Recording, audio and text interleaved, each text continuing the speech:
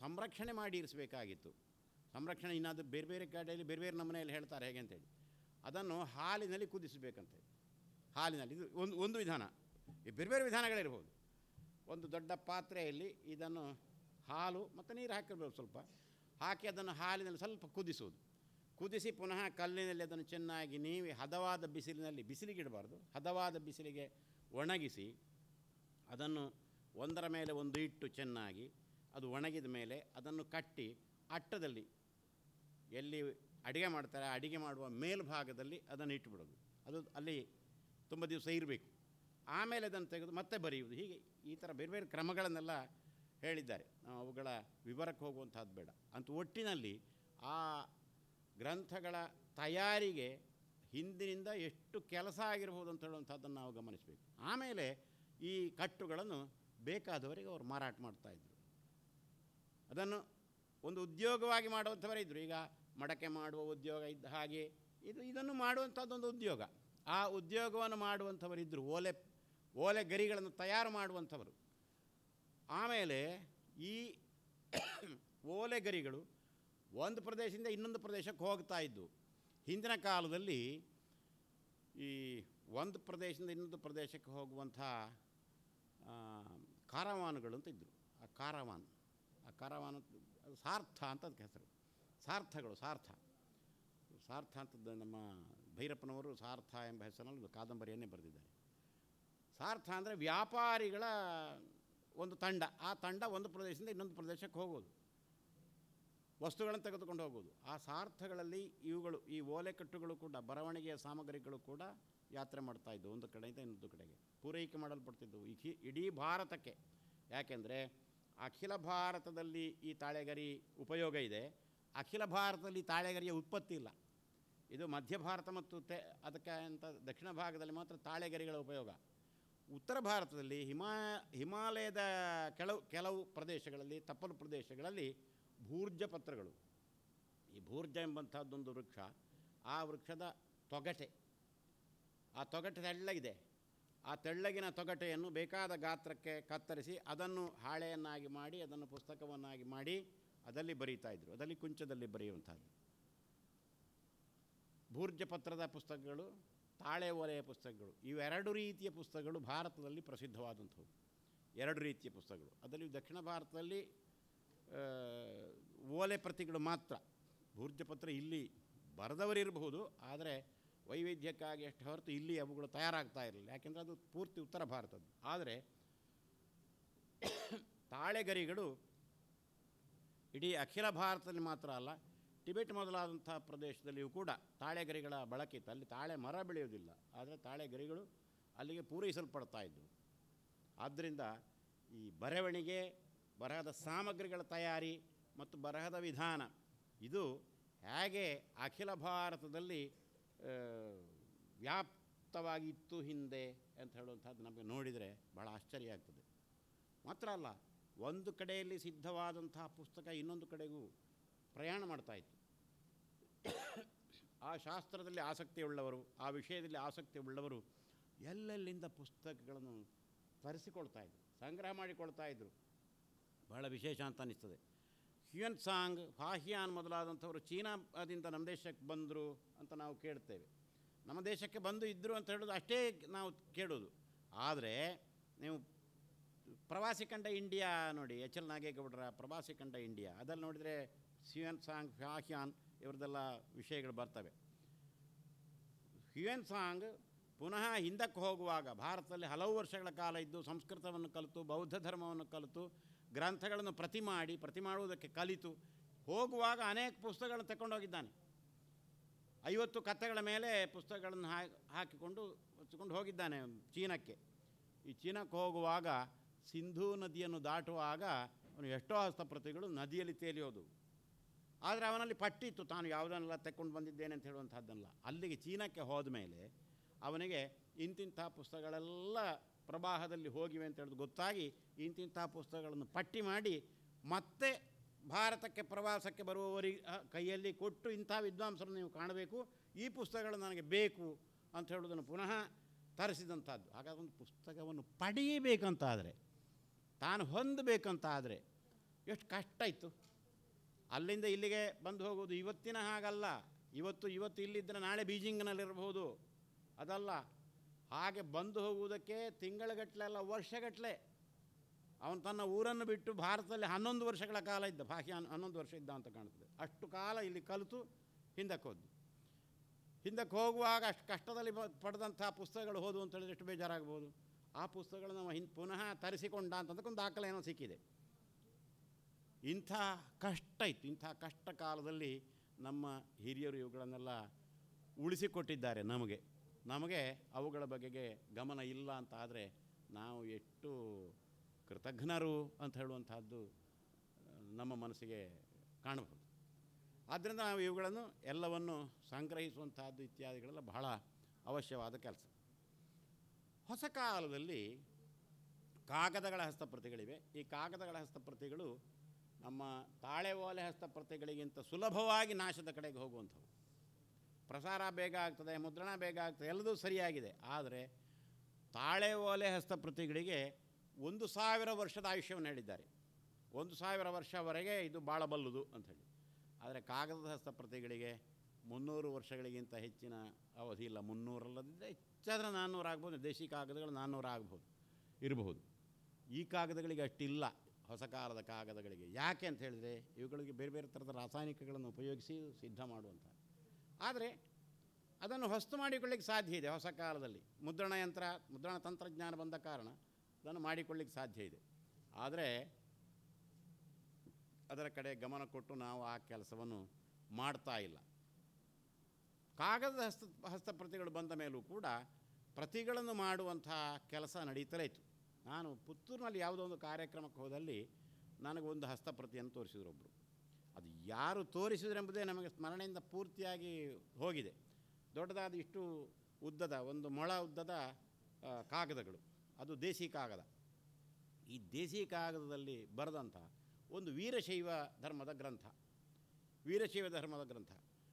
ಕೊನೆಗೆ ಅದರಲ್ಲಿ ಬರೆದವ ದಾಖಲು ಮಾಡಿದ್ದಾನೆ. ಏನು ದಾಖಲು ಮಾಡಿದ್ದಾನೆ ಅಂತ ಹೇಳಿದರೆ, ಇದು ಕೊಡಗಿನ ಹಾಲೇರಿ ವಂಶರಾಜರಾದಂಥ ಚಿಕ್ಕದೇವರಾಜರು ಸ್ಥಾನಾಂತರ ಹೊಂದಿ ವಾರಣಾಸಿಯಲ್ಲಿ ಇದ್ದಂಥ ಸಂದರ್ಭದಲ್ಲಿ ಅವರ ಬಳಗದಲ್ಲಿ ಪರಿವಾರದಲ್ಲಿ ಇದ್ದಂಥ ಇಂಥವನು ಮಹಾರಾಜರಿಗಾಗಿ ಬರೆದಂಥ ಇಂಥ ಕೃತಿ ಅಂತ ಬರೆದಿದ್ದಾನೆ.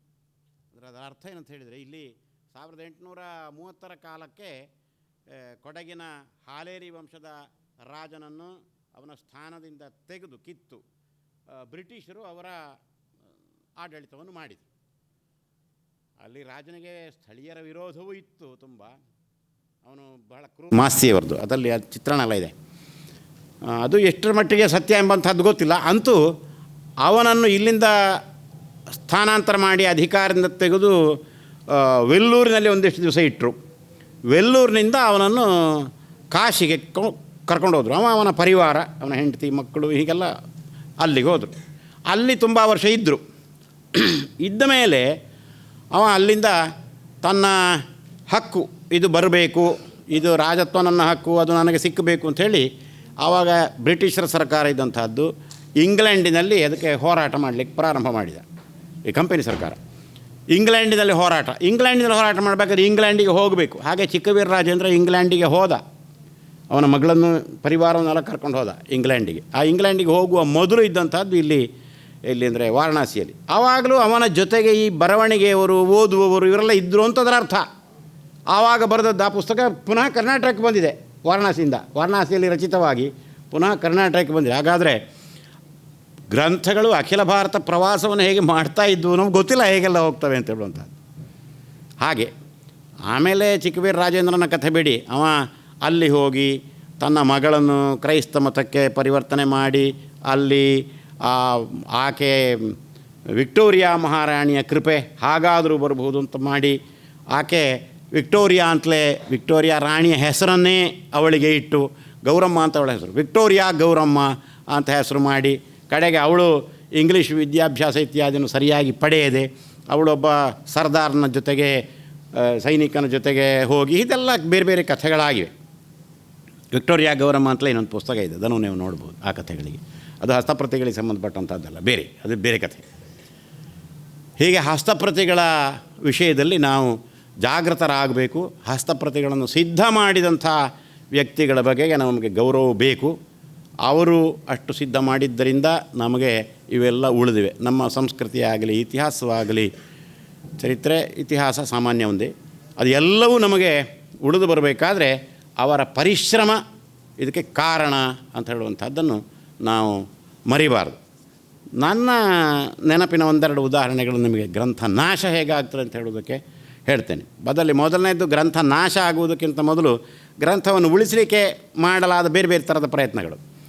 ಈಗ ಗ್ರಂಥ ಉಳಿಸಲಿಕ್ಕೆ ಪ್ರಯತ್ನ ಏನು?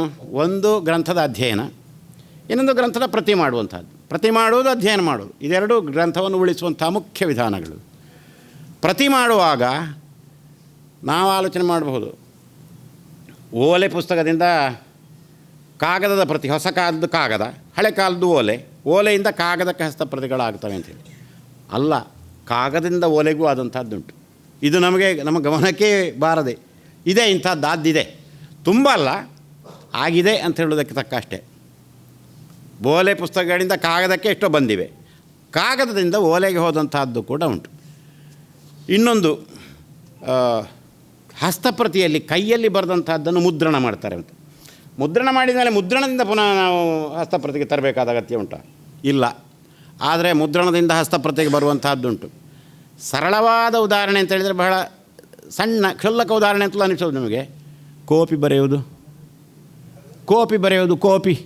ಕಾಪಿ ಯಾವುದು? ತರಗತಿಯಲ್ಲಿ, 2ನೇ ತರಗತಿಯಲ್ಲಿ, 1ನೇ ತರಗತಿಯಲ್ಲಿ ಕಾಪಿ ಬರೆಯೋದು ಎಂಥದ್ದು? ನಮ್ಮ ಪಠ್ಯಪುಸ್ತಕದಲ್ಲಿದ್ದದನ್ನು ನಾವು ಕೈಯಲ್ಲಿ ಬರೆಯೋದು. ಅದು ಏನು? ನಾವು ಮುದ್ರಿತ ಪ್ರತಿಯಿಂದ ಹಸ್ತಪ್ರತಿ ಮಾಡೋದು. ನಾವು ನಮ್ಮ ಮ್ಯಾನುಸ್ಕ್ರಿಪ್ಟಾಲಜಿ ಪರಿಭಾಷೆಯಲ್ಲಿ ಅದನ್ನು ಹಾಗೆ ಹೇಳಬೇಕು. ಮುದ್ರಿತ ಪ್ರತಿಯಿಂದ ಹಸ್ತಪ್ರತಿ ಮಾಡುವಂತಹದ್ದು. ಪುತ್ತಿಗೆ ಮಠದ ಸ್ವಾಮಿಗಳು ಗೀತೆ ಬರೀಲಿಕ್ಕೆ ಹೇಳಿದರು.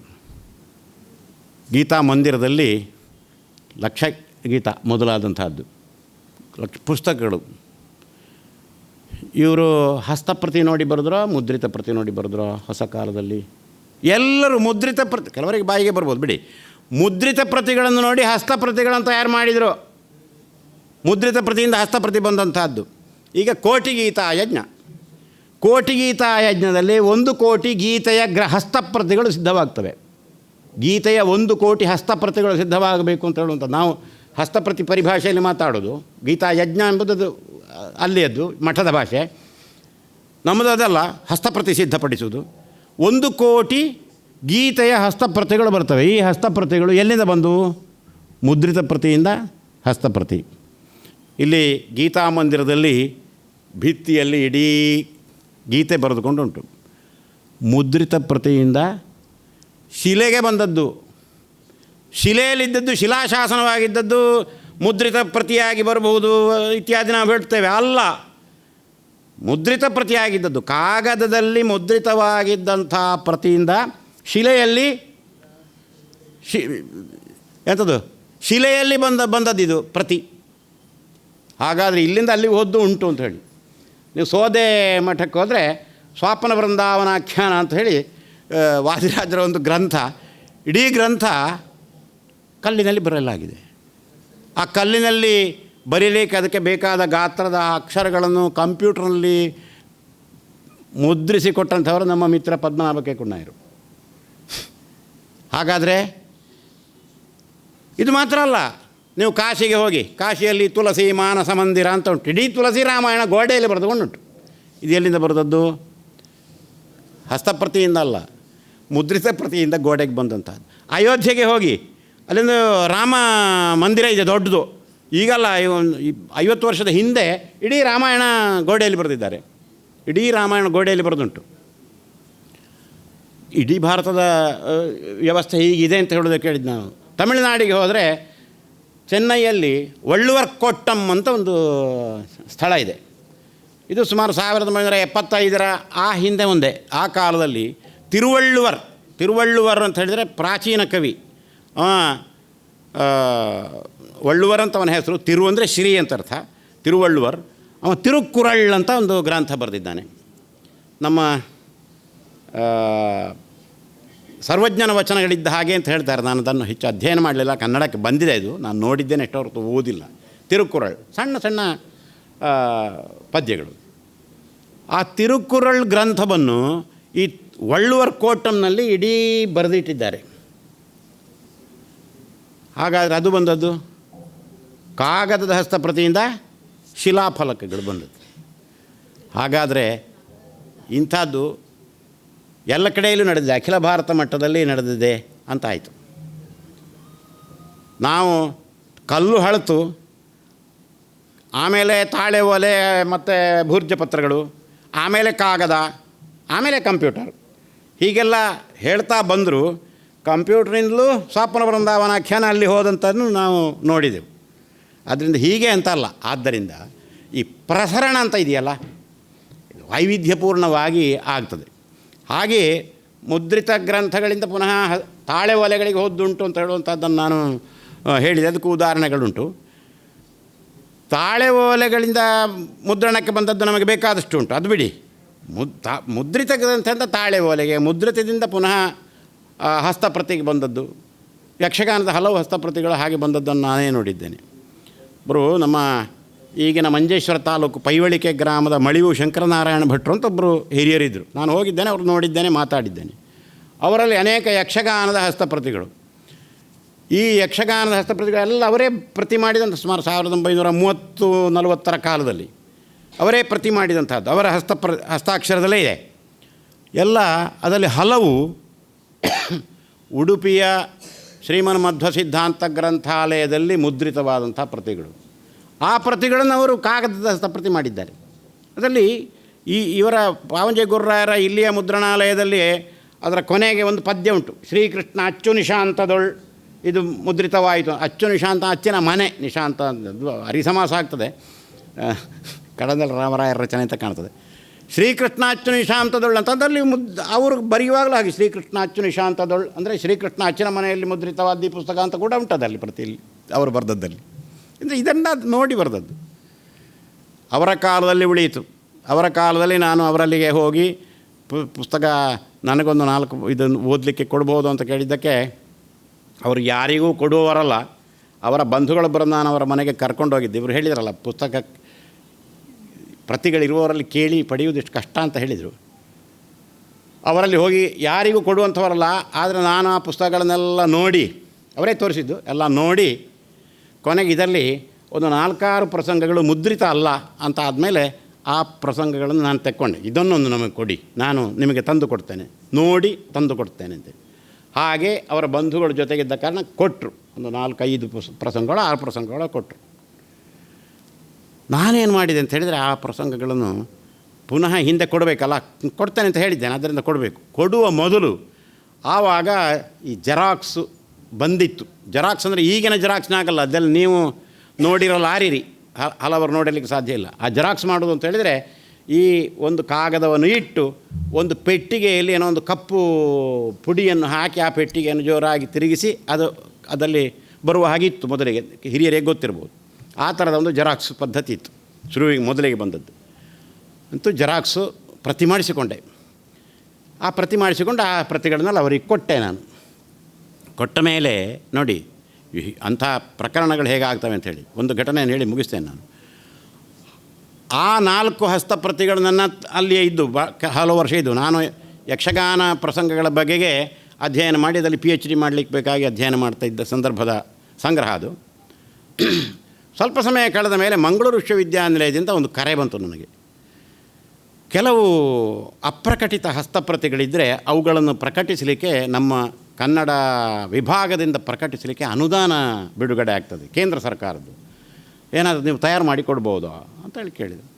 ನಾನು ಇದು ನೆನಪಾಯಿತು, 4 ಅಪ್ರಕಟಿತ ಯಕ್ಷಗಾನ ಪ್ರಸಂಗಗಳಿವೆ, ಅವುಗಳನ್ನು ಒಟ್ಟು ಮಾಡಿ ಸಂಪಾದಿಸಿ ಕೊಡುವ ಅಂತ ಹೇಳಿದೆ ನಾನು.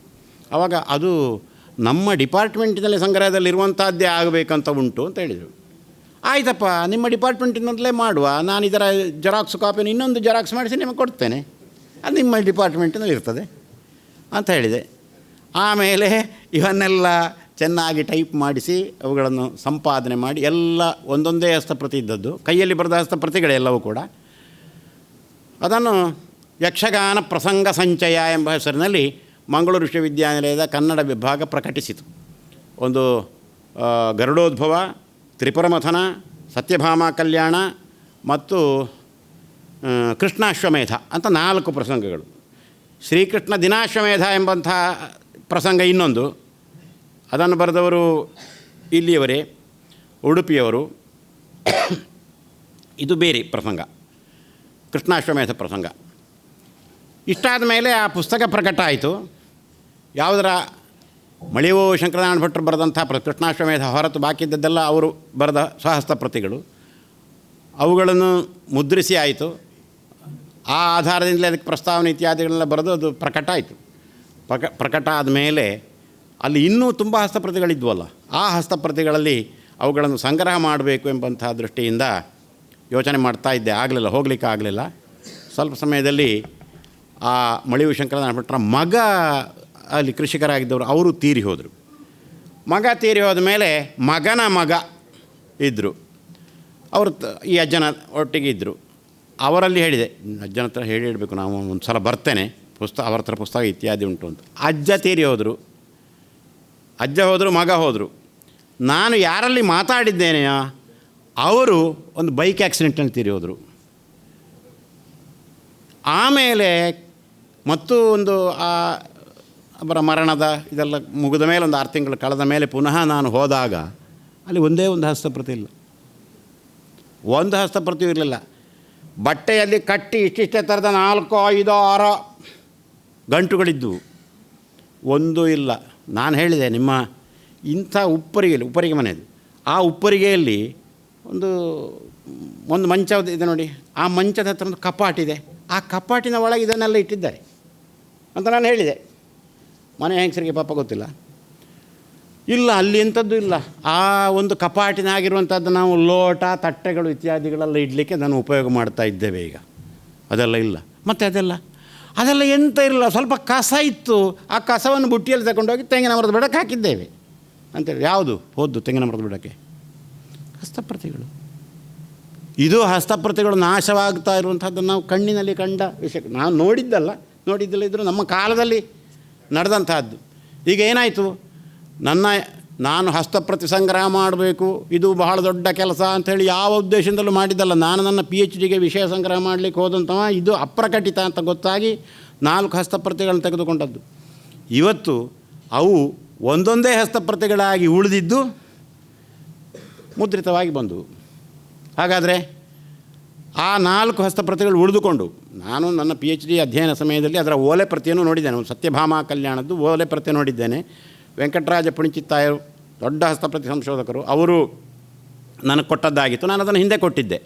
ಆ ಹಿಂದೆ ಕೊಟ್ಟದ್ದನ್ನು ತಿರುಪತಿ ವೆಂಕಟೇಶ್ವರ ಯೂನಿವರ್ಸಿಟಿಯವರು ಸರ್ವೆ ಮಾಡ್ತಾ ಬಂದು ಅವರಿಂದ ತಗೊಂಡೋಗಿದ್ದಾರೆ. ಅದು ತೆಲುಗುನಾಡಿನಲ್ಲಿ ಇರಬಹುದು, ಗೊತ್ತಿಲ್ಲ. ಅದು ಎಲ್ಲಿದೆ ಅಂತ ಹೇಳುತ್ತೆ, ಹುಡುಕೋದು ಹೇಗೆ? ಯಾವುದೋ ಸಂಗ್ರಹಾಲಯದಲ್ಲಿ ಇರ್ಬೋದು, ನಮಗೆ ನೋಡಲಿಕ್ಕೆ ಸಿಕ್ಕೋದಿಲ್ಲ. ಅದು ಹಾಗೆ ಹೋಯಿತು. ಇದು ಈ ರೀತಿಯಲ್ಲಿ ಹೋಯಿತು. 4 ಹಸ್ತಪ್ರತಿಗಳು ಮುದ್ರಿತವಾಗಿ ಉಳಿದುಕೊಂಡವು. ಈ ಥರದ ಎಷ್ಟೋ ಘಟನೆಗಳು ಉಂಟು. ನಾವು ಹಸ್ತಪ್ರತಿಗಳ ಬಗ್ಗೆ ಹೇಳುವುದಾದರೆ ಕಷ್ಟಪಟ್ಟು ನಮ್ಮ ಹಿರಿಯರು ಉಳಿಸಿದ್ದಾರೆ. ನಾವು ಅವುಗಳನ್ನು ಸಂರಕ್ಷಿಸುವ ಕೆಲಸವನ್ನಾದರೂ ಮಾಡಬೇಕು. ಎಲ್ಲವೂ ಸಂರಕ್ಷಿಸಿದಲ್ಲಿ ಪ್ರತಿಯೊಂದು ಅಮೂಲ್ಯ ಅಂತ ಆ ದೃಷ್ಟಿಯಿಂದ ಅಲ್ಲ, ನಮಗೆ ಬೇಕು ಅವೆಲ್ಲ ಬೇಕು. ನಮಗೆ ಇವತ್ತು ತಯಾರು ಮಾಡಲಿಕ್ಕೆ ಆಗೋದಿಲ್ಲ. ಮುದ್ರಿತ ಅಲ್ವ ಅಂತ, ಮುದ್ರಿತ ಹೌದು, ಆದರೆ ಇವು ಬೇಕು. ಅವು ಉಳಿಯುವಷ್ಟು ಸಮಯ ಉಳಿಬೇಕು. ಅವುಗಳಿಗೆ ಇಂತಿಷ್ಟು ಆಯುಷ್ಯ ಅಂತ ಇದೆ. ಆಯುಷ್ಯದ ಮೆತ್ತ ಹೋಗಲಿ, ನಾವೇನು ಹೇಳಲಿಕ್ಕಿಲ್ಲ. ಆದರೆ ಉಳಿಯುವಷ್ಟು ಸಮಯ ಉಳಿಸಿಕೊಳ್ಳಬೇಕಾದಂಥದ್ದು ನಮ್ಮ ಧರ್ಮ. ಅದರಲ್ಲಿ ಉಳಿಸುವ 1ನೇ ವಿಧಾನ ಅವುಗಳನ್ನು ಕಲಿಯುವುದು, ಅವುಗಳನ್ನು ಓದುವುದು, ಉಪಯೋಗ ಮಾಡುವುದು ಇತ್ಯಾದಿ. ಓದಬೇಕಾದ್ರೆ ನಾವು ಅವುಗಳ ಅಕ್ಷರಾಭ್ಯಾಸ ಮಾಡಬೇಕು, ಆ ಅಕ್ಷರಗಳ ಸ್ವರೂಪ ಅಭ್ಯಾಸ ಮಾಡಬೇಕು. ಅದು ಒಬ್ಬೊಬ್ಬ ವ್ಯಕ್ತಿ ಲಿಪಿಕಾರ ಅವನದೇ ಆದಂಥ ಕ್ರಮದಲ್ಲಿ ಬರೀತಾನೆ. ನೀವು ಕನ್ನಡವನ್ನು ಈಗ ಬರೆಯುವಂಥವರಾದರೂ ನೋಡಿ, ಅವರವ್ರದ್ದೇ ಕನ್ನಡ ಬರೀತಾರೆ, ಅವರವ್ರದ್ದೇ ಕ್ರಮದಲ್ಲಿ ಬರೀತಾರೆ. ಒಬ್ಬೊಬ್ಬನ ಅಕ್ಷರವನ್ನು ಓದಲಿಕ್ಕೂ ಪ್ರತ್ಯೇಕವಾಗಿ ಕಲಿಬೇಕು. ಆದ್ದರಿಂದ ನೀವು ಸರ್ವಸಾಮಾನ್ಯವಾಗಿ ಒಮ್ಮೆ ಅಕ್ಷರ ಕಲಿತರೆ ಎಲ್ಲ ಹಸ್ತಪ್ರತಿಗಳನ್ನು ಓದಲಿಕ್ಕೆ ಬರ್ತದೆ ಅಂತ ಹೇಳಲಿಕ್ಕೆ ಆಗೋದಿಲ್ಲ. ಆ ಹಸ್ತಪ್ರತಿಯ ಆ ಲಿಪಿಕಾರನ ಆ ಬರೆಯುವ ಶೈಲಿಯನ್ನು ಅರಿಬೇಕಾದ್ರೆ ಒಂದು 4-6 ಓಲೆಗಳನ್ನು ನೋಡಿ ಆಗಬೇಕು. ಆವಾಗ ಇವನ ತಕಾರ ಹೀಗೆ ಬರೀತಾನೆ, ಇವ ನಕಾರ ಹೀಗೆ ಬರೀತಾನೆ. ಇವ ಅರ್ಕ ಹೊತ್ತು ಹೀಗೆ ಕೊಡ್ತಾನೆ, ಅಥವಾ ಇವೊಂದು ಬರೆಯುವ ಕ್ರಮ ಹೀಗೆ ಇದೆ ಅಂತ. ನಾನು ಮೊನ್ನೆ ಉದಾಹರಣೆ ಕೊಟ್ಟೆ ಅಂತ ಕಾಣುತ್ತೆ. ಒಂದು ಅಂಬಿಕಾ ವಿಜಯ ಅಂತ ಬಬ್ಬೂರು ರಂಗನ ಅಂಬಿಕಾ ವಿಜಯ, ಅದು ಪ್ರಕಟಣೆಗೆ ಸಿದ್ಧ ಆಗಿದೆ, ಒಬ್ಬರು ಅದನ್ನು ಸಿದ್ಧಪಡಿಸಿದರು. ಅದರಲ್ಲಿ ಪ್ರಾರಂಭದಿಂದ ಕೊನೆಯವರೆಗೆ ಶೋಣಿತ ಎಂಬುದನ್ನು ಶ್ರೋಣಿತ ಅಂತ ಬರೆದಿದ್ದಾನೆ. ಶೋಣಿತ ಶಬ್ದ ಶ್ರೋಣಿತ ಅಂತಲೇ ಇದೆ. ನಾನು ಅವರಲ್ಲಿ ಕೇಳಿದೆ, ಸಿದ್ಧಪಡಿಸಿದವರಲ್ಲಿ ಇದು ಶ್ರೋಣಿತ ಅಂತ ಉಂಟು, ಅದನ್ನೇನು ಶೋಣಿತ ಇರೋದು ಶಬ್ದ ಶ್ರೋಣಿತ, ಅದನ್ನು ಶೋಣಿತ ಅಂತ ಮಾಡಿಬಿಡಿ ಅಂತ. ಹಾಗೆ ಮುದ್ರಣಕ್ಕೆ ಈಗ ಅದನ್ನು ಹಾಗೆ ತಂದಿದೆ. ಆದರೆ ಆ ಬರವಣಿಗೆಯವನು ಈ ತಪ್ಪನ್ನು ನೀವು ಕೊನೆಯವರೆಗೆ ಹಾಗೆ ಅದು ಅವನ ಬರವಣಿಗೆ ಶೈಲಿ. ಅವ ಶೋಣಿತ ಅಂತ ಬರೆಯೋದಿಲ್ಲ, ಶ್ರೋಣಿತ ಅಂತಲೇ ಬರೆಯೋದು. ಎಲ್ಲಿಯವರೆಗೆ ಅಂತ ಹೇಳಿದರೆ, ಅದು ದೇವಿ ಮಹಾತ್ಮೆಯ ಕಥೆ. ಅಲ್ಲಿ ರಕ್ತ ಬೀಜಾಸುರ ಇದ್ದಾನಲ್ಲ, ಆ ರಕ್ತ ಬೀಜನಿಗೆ ಶೋಣಿತ ಬೀಜ ಅಂತ ಆ ಪರ್ಯಾಯ ನಾಮವನ್ನು ಬಳಸಿದ್ದಾನೆ. ಅಲ್ಲಿಯೂ ಕೂಡ ಶ್ರೋಣಿತ ಬೀಜ ಅಂತಲೇ ಬರೆದಿದ್ದಾನೆ. ಹೀಗೆ ಈ ರೀತಿ ನಾವು ಪ್ರತಿಯೊಬ್ಬ ಬರವಣಿಗೆಯವನ ಒಂದು ಶೈಲಿ ಹೇಗೆ, ವೈಚಿತ್ರ್ಯ ಹೇಗೆ ಅಂತ ಹೇಳುವಂಥದ್ದನ್ನು ಕೂಡ ನಾವು ತಿಳಿಬೇಕಾಗ್ತದೆ, ನೋಡಬೇಕಾಗ್ತದೆ. ಇದನ್ನು ನೋಡಿ ನಾವು ಶುದ್ಧ ಪಾಠ ನಿರ್ಣಯ ಮಾಡಿಕೊಳ್ಬೇಕಾಗ್ತದೆ. ಈಗ ಶುದ್ಧ ಪಾಠ ಅಂತ ಹೇಳಿದಾಗ 1-2 ನಿಮಿಷದಲ್ಲಿ ಮುಗಿಸ್ತೇನೆ. ಶುದ್ಧ ಪಾಠ ಅಂತ ಹೇಳಿದಾಗ ಈಗ ಹೊಸ ಕಾಲದ ಎಷ್ಟೋ ಜನ ಹಸ್ತಪ್ರತಿ ತಜ್ಞರು ಅದರಲ್ಲಿ ಶುದ್ಧ ಪಾಠ ಅಂತ ಹೇಳುವಂಥದ್ದಿಲ್ಲ. ಒಬ್ಬೊಬ್ಬ ಪ್ರತಿಕಾರ ಒಂದೊಂದು ರೀತಿಯಲ್ಲಿ ಬರೀಬೋದು. ಅದು ಅವನವನ ಪ್ರತಿ, ಅವನ ಸಾಂಸ್ಕೃತಿಕ ಪಠ್ಯ, ಅದು ಸಾಂಸ್ಕೃತಿಕ ಪಠ್ಯ ಅಂತದಕ್ಕೆ ಹೆಸರು ಹಾಕಿ ತಪ್ಪಿದ್ದರೂ ಕೂಡ ಅದು ಅವನ ಸಾಂಸ್ಕೃತಿಕ ಪಠ್ಯ. ಅದರಿಂದ ಹಾಗೆ ಮಾಡಲಿಕ್ಕೆ ಆಗೋದಿಲ್ಲ. ಹೀಗೆ ಬೇರೆ ಬೇರೆ ವಾದಗಳನ್ನೆಲ್ಲ ಇದರಲ್ಲಿ ಮಾಡಿದ್ದಾರೆ. ಹಸ್ತಪ್ರತಿ ಸಂರಕ್ಷಣೆ ಬಗ್ಗೆ ತುಂಬ ಕೆಲಸ ಆಗಬೇಕಾದಂಥದ್ದಿದೆ. ನಮ್ಮ ಎಲ್ಲ ಅನೇಕ ವಿಶ್ವವಿದ್ಯಾನಿಲಯಗಳು ಈ ಕೆಲಸ ಮಾಡಿವೆ. ಆದರೆ ವಿಶ್ವವಿದ್ಯಾನಿಲಯಗಳು ಇವನ್ನು ಯಶಸ್ವಿಯಾಗಿ ಈಗ ಮಾಡ್ತಾ ಇಲ್ಲ, ಈಗ ಆಗ್ತಾ ಇಲ್ಲ. ಒಂದೊಂದು ರೀತಿಯ ವಿಶ್ವವಿದ್ಯಾನಿಲಯ ಆಗಿಬಿಟ್ಟಿದೆ. ಅದರಲ್ಲಿಯೂ ಈ ಥರದ ಶ್ರಮವನ್ನು ಬೇಡುವಂಥ ಕೆಲಸಕ್ಕೆ ಯಾರು ಸಿದ್ಧರಾಗಿರುವಂಥವರು? ಡಾಕ್ಟರ್ ಪಾದೇಕಲ್ ವಿಷ್ಣು ಭಟ್ಟರು ಬಹಳ ವಿಸ್ತೃತವಾಗಿ ತನ್ನ ಅನುಭವವನ್ನು ಹಂಚಿಕೊಂಡಿದ್ದಾರೆ. ಅವರು ಹೇಳಿದರು 70,000 ಹಸ್ತಪ್ರತಿಗಳು ಇದ್ದಲ್ಲಿ ನಾವು ಹೋಗಿ ನೋಡಿದಾಗ ಬರೀ 5,000 ಹಸ್ತಪ್ರತಿಗಳು ಇತ್ತು. ಇದೆಲ್ಲ ದಾಖಲೆಗಳನ್ನು ಅವರು ಹೇಳಿದರು. ಒಂದು ಪ್ರತಿಷ್ಠಿತ ಸಂಸ್ಥೆ ಹೆಸರು ಬೇಡ, ಆ ಸಂಸ್ಥೆಯ ಕ್ಯಾಟ್ಲಾಗಿನಲ್ಲಿ ಒಂದು ಗ್ರಂಥದ ಹೆಸರು ಇತ್ತು. ಒಂದು ಸಂಶೋಧನಾ ಕೇಂದ್ರದವರು ಅವರ ಸಂಸ್ಥೆಗೆ ಅದು ಅವಶ್ಯಕತೆ ಇದೆ ಅಂತ ಹೇಳಿ ಆ ರಿಸರ್ಚ್ ಸೆಂಟರಿಗೆ ಹೋಗಿ ಅಲ್ಲಿಯೇ ಇನ್ಚಾರ್ಜ್ ಲೈಬ್ರರಿ ಅವರ ಹತ್ರ ಹೇಳಿದ್ರು, ಇಂಥ ಹಸ್ತಪ್ರತಿ ಇದರ ಸಂಖ್ಯೆ ಇದೆ, ನಮಗೆ ಅದು ಬೇಕಾಗಿದೆ ಅಂತ. ಒಂದು ಪುಟಕ್ಕೆ 70 ರೂಪಾಯಿ ಥರ, ಒಂದು 168 ಪುಟ ಏನೋ ಇತ್ತು. ಅದನ್ನು ಅಮೌಂಟು ಕಟ್ಟಿ ಜೆರಾಕ್ಸು ಅದನ್ನು ಮಾಡಿಸಿಕೊಂಡು ತಂದಿದ್ದಾರೆ. ತಂದ ಮೇಲೆ ಅದರ ಮುಂದಿನ ಪ್ರಕ್ರಿಯೆ ಪ್ರಾರಂಭವಾಯಿತು. ಎಕ್ಸ್ಪರ್ಟ್ ವಿದ್ವಾಂಸರಿದ್ದ. ಆರಂಭದ ಟೈಟಲ್ ಕರೆಕ್ಟಾಗಿದೆ, ಒಳಗಿನ ಮೊದಲನೇ ಪುಟ ಏನಿರಬೇಕಾಗಿತ್ತು ಅದು ಸರಿ ಇದೆ. ಆಮೇಲೆ ಮುಂದೆ 167 ಪುಟವೂ ಅದು ಬೇರೆ ವಿಷಯ ಅಂತಾರೆ. ಯಾರೋ ಎತ್ತಿಬಿಟ್ಟಿದ್ದಾರೆ. ಅದು ತುಂಬ ಇಂಪಾರ್ಟೆಂಟ್ ಅಂತ ಗೊತ್ತಾಗಿದೆ ಯಾರಿಗೂ. ಅದನ್ನು ಹಾಗೆ ಅಷ್ಟು ಭಾಗವನ್ನು ತೆಗೆದಿದ್ದಾರೆ, ಅಲ್ಲಿ ಬೇರೆ ಯಾವುದೋ ಇಟ್ಟಿದ್ದಾರೆ. ಇವರು ಅಮೌಂಟ್ ಕಟ್ಟಿ ಬಂದು ಅವ್ರಿಗೆ ಹೇಳಿದರೆ ಅವ್ರು ಹೇಳ್ತಾರೆ, ನಮ್ಗೆ ಅದೆಲ್ಲ ಗೊತ್ತಿಲ್ಲ, ನೀವು ಕೇಳಿದಿರಿ, ನಂಬರ್ ಇತ್ತು, ಅದು ಕೊಟ್ಟಿದ್ದೇವೆ, ಮುಗಿದು ಹೋಯ್ತು ಅಷ್ಟೇ. ಈ ಥರ ತುಂಬ ಆಗಿದೆ. ಹಸ್ತಪ್ರತಿಗಳನ್ನು ಕದಿಯುವವರು ತುಂಬ ಇದ್ದಾರೆ. ಕಾರಣ ಏನಂದರೆ ಅವ್ರಿಗೇನೋ ಬೇಕಾಗಿರ್ತದೆ, ಇನ್ಯಾರೋ ಹೇಳಿರ್ತಾರೆ ಅಂತ ಹೇಳಿ ಹಾಗೆ ಮಾಡ್ತಾರೆ. ಬೇರೆ ಎಲ್ಲೂ ಅಲ್ಲ, ನಮ್ಮ ಊರಿನ ಅಣ್ಣಯ್ಯಾಚಾರ ಮಠ ಅಂತ ಉದ್ಯಾವರದಲ್ಲಿ ಅಣ್ಣಯ್ಯಾಚಾರ ಮಠ ಅಂತಿದೆ. ಅದು ವಾದಿರಾಜ ಮಠದ ವಾದಿರಾಜ ಗುರುಸಾರ್ವಭೌಮರ ಶಿಷ್ಯರಿಂದ ಬೆಳೆದು ಬಂದಂಥದ್ದು. ಅಲ್ಲಿ ವಾದಿರಾಜಾಚಾರ್ಯರು ಅಂತಿದ್ದಾರೆ. ಅವರ ಮನೆಯದು ಹಸ್ತಪ್ರತಿ ನಾವೇ ರಕ್ಷಣೆ ಮಾಡಿ ಕೊಟ್ಟಿದ್ದೇವೆ. ಯಾರೋ ಇತ್ತೀಚೆಗೆ ಕೆಲವರು ಹೋಗಿದ್ದಾರೆ ವಿದ್ವಾಂಸರು, ನಮ್ಮ ಕ್ಯಾಟ್ಲಾಗ್ಗಳನ್ನೆಲ್ಲ ನೋಡಿ. ತುಂಬ ಮುಖ್ಯವಾದ ಸುಧೀಂದ್ರ ತೀರ್ಥರ ಒಂದು ಗ್ರಂಥ, ಅದು ಇವತ್ತು ಲಿಸ್ಟ್ ಒಳಗೆ ಇಲ್ಲೇ ಇಲ್ಲ. ಅವರು ಸಹಜವಾಗಿ ಪಾಪ ಬಂದಿದ್ದಾರೆ, ವಿದ್ವಾಂಸರಿರ್ತಾರೆ ಅಂತ ಹೇಳಿ ಅವರಿಗೆ ಬಿಟ್ಟಿದ್ದಾರೆ. ಎಲ್ಲ ನೋಡಿ ಆದಮೇಲೆ ಆಯಿತು ಅಂತ ಹೇಳಿದ್ದಾರೆ, ಅವ್ರ ಪಾಡಿಗೆ ಹೊರಟಿದ್ದಾರೆ. ಆಮೇಲೆ ಇನ್ಯಾವುದೋ ಸಮಯದಲ್ಲಿ ನೋಡುವಾಗ ಆ ಹಸ್ತಪ್ರತಿಯೇ ಇಲ್ಲ. ಈ ಥರ ಎಲ್ಲ ಹಸ್ತಪ್ರತಿಗಳನ್ನು ಕದಿಯುವಂಥದ್ದು ಕೂಡ ನಡೀತದೆ. ಇನ್ನು ಅಸಡ್ಡೆಯಿಂದ ನಾಶ ಮಾಡುವಂಥದ್ದು ಅಂತೂ ಇದ್ದೇ ಇದೆ. ಹಾಗಾಗಿ ನಾವೆಲ್ಲರೂ ಕೂಡ ದೊಡ್ಡ ಹೊಣೆಗಾರಿಕೆ ಅಂತ ಹೇಳಿದರೆ ಅದನ್ನು ಉಳಿಸಿಕೊಳ್ಳುವಂತಹ ಒಂದು ವಿಧಾನದಲ್ಲಿ ನಾವೆಲ್ಲ ಒಂದು ತ್ಯಾಗಪೂರ್ವಕವಾದ ಸೇವೆಯನ್ನು ಮಾಡಬೇಕು ಅಂತ ಅವರು ನಮಗೆಲ್ಲ ಒಂದು ಕರೆಯನ್ನು ಕೊಟ್ಟಿದ್ದಾರೆ. ಅವರಿಗೆ ತಮ್ಮೆಲ್ಲರ ಪರವಾಗಿ ಅತ್ಯಂತ ಗೌರವದ ಧನ್ಯವಾದವನ್ನು ಸಮರ್ಪಣೆ ಮಾಡ್ತಾ ಇದ್ದೀನಿ. ಒಂದು ಕೆಲವು ನಿಮಿಷ ನಮ್ಮ ದಾಖಲಾತಿಗೋಸ್ಕರವಾಗಿ ಈ ಶಿಬಿರದಲ್ಲಿ ಭಾಗವಹಿಸಿದ ನೀವು ನಿಮ್ಮ ಅನಿಸಿಕೆಯನ್ನು ಹೇಳುವಂಥದ್ದು, ಅದನ್ನು ನಮ್ಮ ಶ್ರೀಶ್ ಅವರು ಅದನ್ನು ವಿಡಿಯೋ ಮಾಡ್ತಾ ಇದ್ದಾರೆ. ಇದು ಸರ್ಕಾರದ ದಾಖಲೆಗೂ ಆಗ್ತದೆ, ನಮ್ಮ ರಿಸರ್ಚ್ ಸೆಂಟ್ರಿನ ದಾಖಲೆಗೂ ಆಗ್ತದೆ.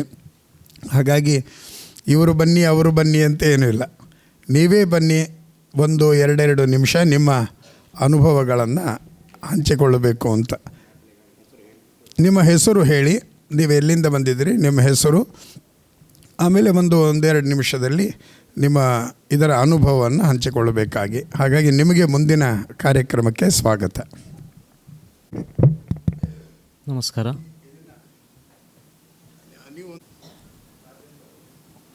ನಾನು ಅರವಿಂದ್ ಶಾನ್ಭಾಗ್ ಅಂತ, ಮೂಲ ಉತ್ತರ ಕನ್ನಡ. ನಂದು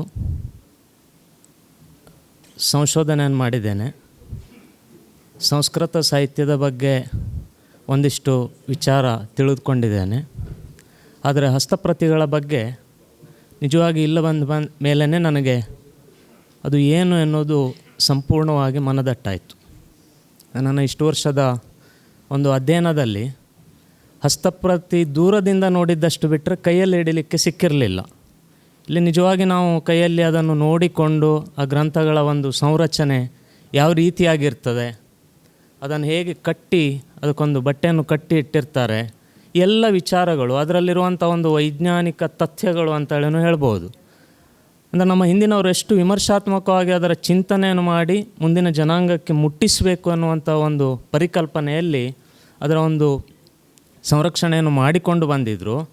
ಆದರೆ ಇವತ್ತು ನಮಗೆ ಈ AI ಮುಂತಾದ ತಂತ್ರಜ್ಞಾನಗಳಿಂದ ಹಸ್ತಪ್ರತಿಗಳು ಎನ್ನುವುದು ಸ್ವಲ್ಪ ಈಗ ವಿಶೇಷವಾಗಿ ಬಂದಿರುವಂಥ ಸಂಪನ್ಮೂಲ ವ್ಯಕ್ತಿಗಳು ಹೇಳಿದಂತೆ ನಿರ್ಲಕ್ಷ್ಯಕ್ಕೆ ಒಳಗಾಗಿದೆ.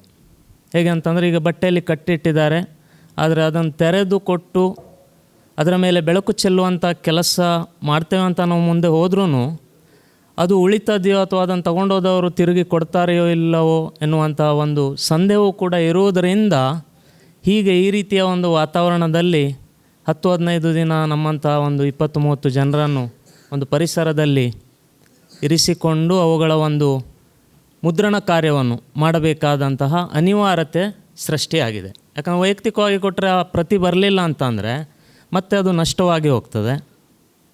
ಆಮೇಲೆ ಡಿಜಿಟಲೈಸ್ ಮಾಡಿದ್ರಲ್ಲಿ ಹಲವರಿಗೆ ಹಲವು ರೀತಿಯ ದೋಷಗಳು, ಸಮಸ್ಯೆಗಳು ಕಾಡ್ತದೆ.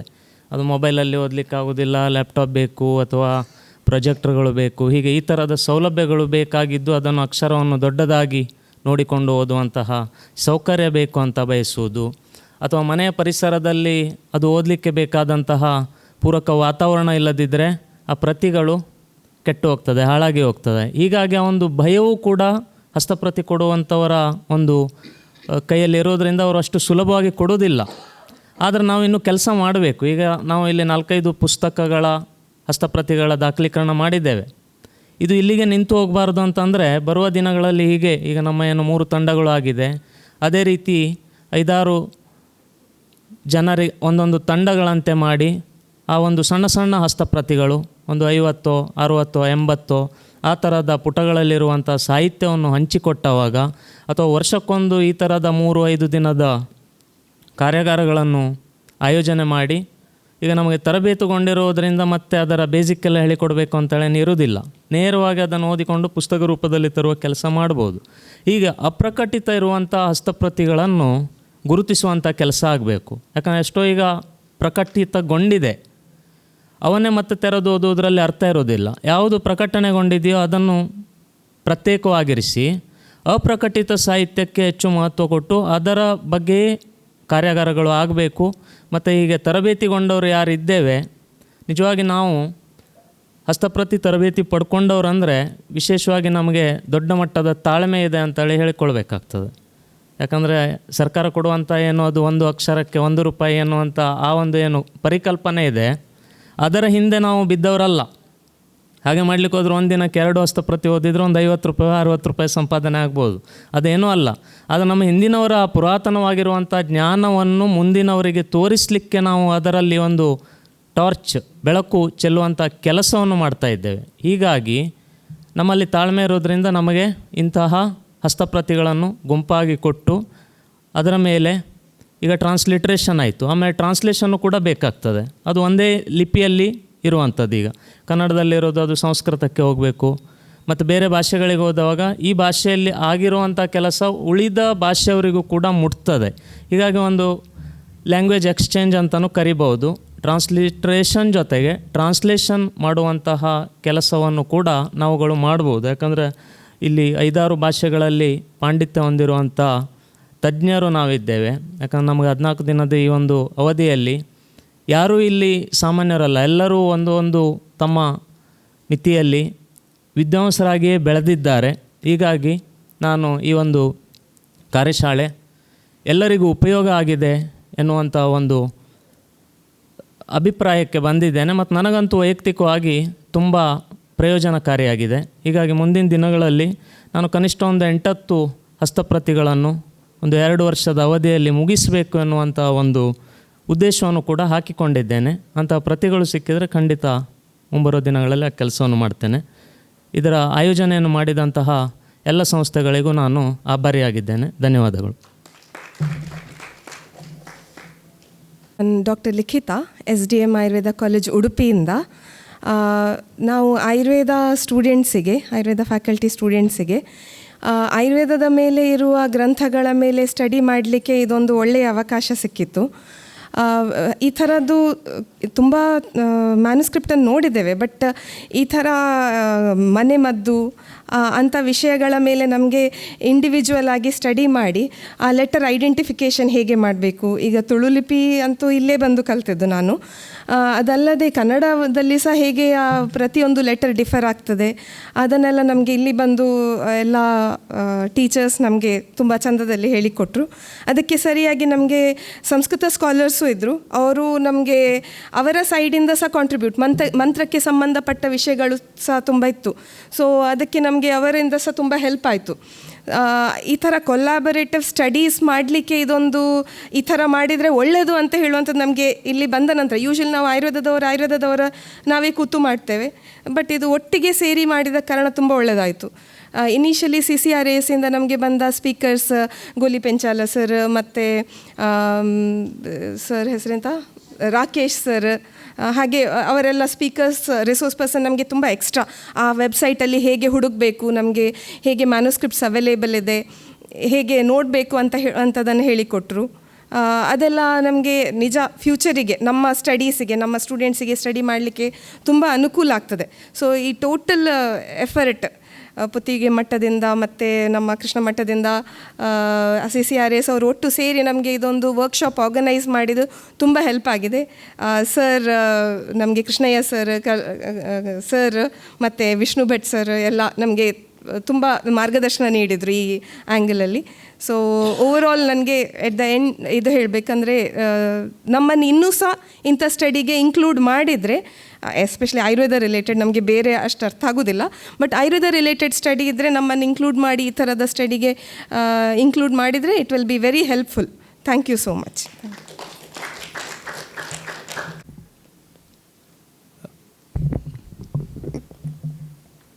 ಎಲ್ಲ ಇಲ್ಲಿ ನೆರೆದಿರುವಂಥ ಗುರು ಹಿರಿಯರಿಗೆ ಮತ್ತು ನಮ್ಮ ಸಹಪಾಠಿಗಳಂತ ಹೇಳ್ತೇನೆ, ಅವರಿಗೆ ನಮಸ್ಕಾರ ಸಲ್ಲಿಸುತ್ತಾ, ಈ ಒಂದು ಕಾರ್ಯಾಗಾರದಿಂದ ನನಗೇನು ಪ್ರಯೋಜನ ಆಯಿತು ಅನ್ನೋದನ್ನು ಮೊದಲಾಗಿ 1-2 ಮಾತುಗಳಲ್ಲಿ ಹೇಳಲಿಕ್ಕೆ ಇಚ್ಛೆಪಡ್ತೇನೆ. ಪ್ರಾರಂಭದ ಒಂದು 2-3 ತರಗತಿಗಳನ್ನು ನನಗೆ ಅಟೆಂಡ್ ಆಗಲಿಕ್ಕೆ ಸಾಧ್ಯ ಆಗಿರಲಿಲ್ಲ. ಆದರೂ ನನ್ನ ಸಹಪಾಠಿ ಅರವಿಂದ್ರ ಅವರಿಂದ ಮಾಹಿತಿಗಳನ್ನು ಪಡ್ಕೊಂಡೆ. ಆ ಪ್ರಕಾರ ನನ್ನ ಒಂದು ಚಿಂತನೆ ಏನಂತ ಹೇಳಿದರೆ, ನಾನು ಒಬ್ಬ ಚರಿತ್ರೆಯ ವಿದ್ಯಾರ್ಥಿಯಾಗಿದ್ದುಕೊಂಡು ಕೇವಲ ಇವತ್ತಿನ ಆಧುನಿಕ ಮುದ್ರಣದಲ್ಲಿ ಏನು ಬರ್ತಾ ಇದೆ ಆ ರೀತಿಯ ಚಿತ್ರಣಗಳನ್ನು ಮತ್ತು ವಿಚಾರಧಾರೆಗಳನ್ನು ಮಾತ್ರ ತಿಳ್ಕೊಂಡಿದ್ದೇನೆ ಬಿಟ್ಟರೆ ಈ ಟ್ರೆಷರ್ ಹಂಟ್ ಅನ್ನುವಂಥ ಈ ಒಂದು ಪರಿಕಲ್ಪನೆ ಪ್ರಾಯಶಃ ಈ ಒಂದು ಕಾರ್ಯಾಗಾರದಲ್ಲಿ ನನಗೆ ಸ್ವಲ್ಪ ತಿಳಿದು ಬಂತು. ನಿಜವಾಗಿ ನಮ್ಮ ಪ್ರಾಚೀನರು ಭಾಳಷ್ಟು ಕಷ್ಟಪಟ್ಟು ಜ್ಞಾನವನ್ನು ಸಂಪಾದಿಸಿ ಅದನ್ನು ಮುಂದಿನ ಪೀಳಿಗೆಗೆ ಕೊಡುವಂಥ ಒಂದು ಪ್ರಯತ್ನ ಮಾಡಿದರು. ಆದರೆ ನಮ್ಮೆಲ್ಲರ ವಿಸ್ಮೃತಿ ಏನು ಹೇಳಲಿಕ್ಕಾಗೋದಿಲ್ಲ. ಆ ವಿಸ್ಮೃತಿಯಿಂದಾಗಿ ಆ ಒಂದು ಜ್ಞಾನ ಪರಂಪರೆಯನ್ನು ನಾವು ಕಳೆದುಕೊಂಡು ಬಿಟ್ಟಿದ್ದೇವೆ. ಆ ಒಂದು ಸರಪಳಿ ತುಂಡಾಗಿದೆ. ಆ ಸರಪಳಿಯನ್ನು ನಮ್ಮ ಹಿರಿಯರು ಸ್ವಲ್ಪ ಜತನದಿಂದ ಕಾಯ್ದುಕೊಂಡು ಬಂದಿರುವಂಥದ್ದು ಖುಷಿಯ ವಿಚಾರ. ನಾನು ವಿಶೇಷವಾಗಿ ನನ್ನ ಗುರುಗಳು ಅಂತ ನಾನು ಹೇಳಲಿಕ್ಕೆ ಇಚ್ಛೆಪಡ್ತೇನೆ. ನನಗೆ ಪ್ರಾಂಶುಪಾಲರಾಗಿಯೂ ಕೂಡ ಇದ್ದವರು ಪಾದೇಕಲ್ ವಿಷ್ಣು ಭಟ್ರು. ಅವರ ವಿದ್ವತ್ತಿನ ಬಗ್ಗೆ ಸುಮಾರು ಕೇಳಿದ್ದೆ, ಆದರೆ ಅದನ್ನು ಉಪಯೋಗ ಮಾಡಲಿಕ್ಕೆ ಸಾಧ್ಯ ಆಗಿರಲಿಲ್ಲ. ಅದೇ ರೀತಿ ಕಲ್ಲಾಪುರೆ ಅವರು ಕೂಡ ಒಂದು 2 ದಿವಸ ನಾನು ಅವರೊಟ್ಟಿಗೆ ಈ ಹಸ್ತಪ್ರತಿಯನ್ನು ಮತ್ತು ಈ ತಾಳವೋಲೆಗಳನ್ನು ಹೇಗೆ ಓದುವುದು ಅಂಥೇಳಿ ಅವರಿಂದ ತಿಳಿದುಕೊಂಡೆ. ಅದೇ ರೀತಿ ಸದ್ಯೋಜಾತ ಭಟ್ ಅವರು ಕೂಡ ಒಂದು ಮಾರ್ಗದರ್ಶನ ಮಾಡಿದ್ದಾರೆ. ಪ್ರಾಯಶಃ ಈ ರೀತಿಯ ಒಂದು ಕಾರ್ಯಾಗಾರಗಳನ್ನು ಕೇವಲ ನಮ್ಮ ಈ ಹಂತದಲ್ಲಿ ಮಾಡೋದು ಮಾತ್ರ ಅಲ್ಲ, ಹೈಸ್ಕೂಲ್ ಲೆವೆಲ್ಲಿಂದ ಮಕ್ಕಳು ಹೇಗೆ ಯಾವ ರೀತಿ ಬೆಳೆದು ಬರ್ತಾರೆ, ಆ ಒಂದು ಬೆಳೆದು ಬರುವ ಸಂದರ್ಭದಲ್ಲಿ ಅವರಿಗೆ ಈ ರೀತಿಯ ಒಂದು ಜ್ಞಾನ ಪರಂಪರೆಯನ್ನು ದಾಟಿಸಿದರೆ ಖಂಡಿತ ಅದರಿಂದ ಫಲಿತ ಸಿಗ್ಬೋದು ನನ್ನ ಅನಿಸಿಕೆ. ನಾವು ಸ್ವಲ್ಪ ಪ್ರೌಢರಿದ್ದೇವೆ, ಅದನ್ನು ಸ್ವಲ್ಪ ಗಂಭೀರವಾಗಿ ತೆಗೆದುಕೊಳ್ತೇವೆ. ಆದರೆ ಸಣ್ಣ ಮಕ್ಕಳಿಗೆ ಪ್ರಾಯಶಃ ನಾನು ಈ ಸಂಸ್ಕೃತ ಓದು ವಿದ್ಯಾರ್ಥಿಗಳನ್ನು, ವೇದ ಅಧ್ಯಯನ ಮಾಡುವಂಥ ವಿದ್ಯಾರ್ಥಿಗಳನ್ನು ಗಮನಿಸಿದೆ. ಅವರ ಮೂಲಕ ಆ ಒಂದು ಜ್ಞಾನ ಪರಂಪರೆ ಮುಂದುವರಿತಾ ಇದೆ, ಅದು ಖುಷಿಯೇ. ಆದರೆ ಉಳಿದ ವಿದ್ಯಾರ್ಥಿಗಳಿಗೂ ಕೂಡ ಈ ರೀತಿಯ ಒಂದು ವ್ಯವಸ್ಥೆಯನ್ನು ಕೇಂದ್ರ ಸರ್ಕಾರ, ರಾಜ್ಯ ಸರ್ಕಾರ ಮಾಡಿದರೆ ಖಂಡಿತ ನಮ್ಮ ಜ್ಞಾನ ಪರಂಪರೆ ಏನು ಹಿರಿಯರಿಂದ ಬಂದಿದೆ ಅದನ್ನು ಉಳಿಸಿಕೊಳ್ಬೋದು ಮತ್ತು ಕೆಲವು ವಿಶೇಷ ವಿಚಾರಧಾರೆಗಳನ್ನು ನಮ್ಮದಾಗಿಸಿಕೊಳ್ಬೋದು. ಈ ನಿಟ್ಟಿನಲ್ಲಿ ಈ ಕಾರ್ಯಕ್ರಮವನ್ನು ಆಯೋಜಿಸಿದ ಕೇಂದ್ರ ಸರ್ಕಾರದ ಸಂಸ್ಥೆಗಳಿಗೆ ಮತ್ತು ವಿಶೇಷವಾಗಿ ಪುತ್ತಿಗೆ ಮಠದ ಎಲ್ಲ ಸಿಬ್ಬಂದಿಗಳಿಗೆ ನಾನು ಧನ್ಯವಾದವನ್ನು ವಿಶೇಷವಾಗಿ ಸಲ್ಲಿಸ್ತಾ ಇದ್ದೇನೆ. ಮುಂದೆ ಈ ಕಾರ್ಯಕ್ರಮಗಳಲ್ಲಿ ಭಾಗವಹಿಸುವಂಥ ಒಂದು ಅವಕಾಶಗಳು ಇನ್ನಷ್ಟು ಈ ಸಂಸ್ಥೆಗಳು ಒದಗಿಸಿಕೊಡಲಿ ಅಂಥೇಳಿ ನನ್ನ ಹಾರೈಕೆ. ಜೈ ಹಿಂದ್. ಈ 14 ದಿನಗಳಿಂದ ನಾವು ಹಸ್ತಪ್ರತಿಗಳ ಬಗ್ಗೆ ಚಿಂತನೆ ಮಾಡ್ತಾಯಿದ್ವಿ. ವಿಶೇಷವಾಗಿ ಆಯುರ್ವೇದಕ್ಕೆ ಸಂಬಂಧಪಟ್ಟ ಹಾಗೆ ಹಸ್ತಪ್ರತಿಗಳ ಸಂಗ್ರಹ ನೋಡಿದ್ವಿ, ಯಾವ ರೀತಿ ಏನೇನು ಸಮಸ್ಯೆಗಳಿದೆ ಅಂಥೇಳಿ. ಅದರ ಸಂರಕ್ಷಣೆ ಬಗ್ಗೆ ಒಂದು ಸ್ವಲ್ಪ ನಾವು ಪ್ರಯತ್ನ ಮಾಡೋಣ. ಕೇಳಿಸ್ತಾ ಇಲ್ವಾ?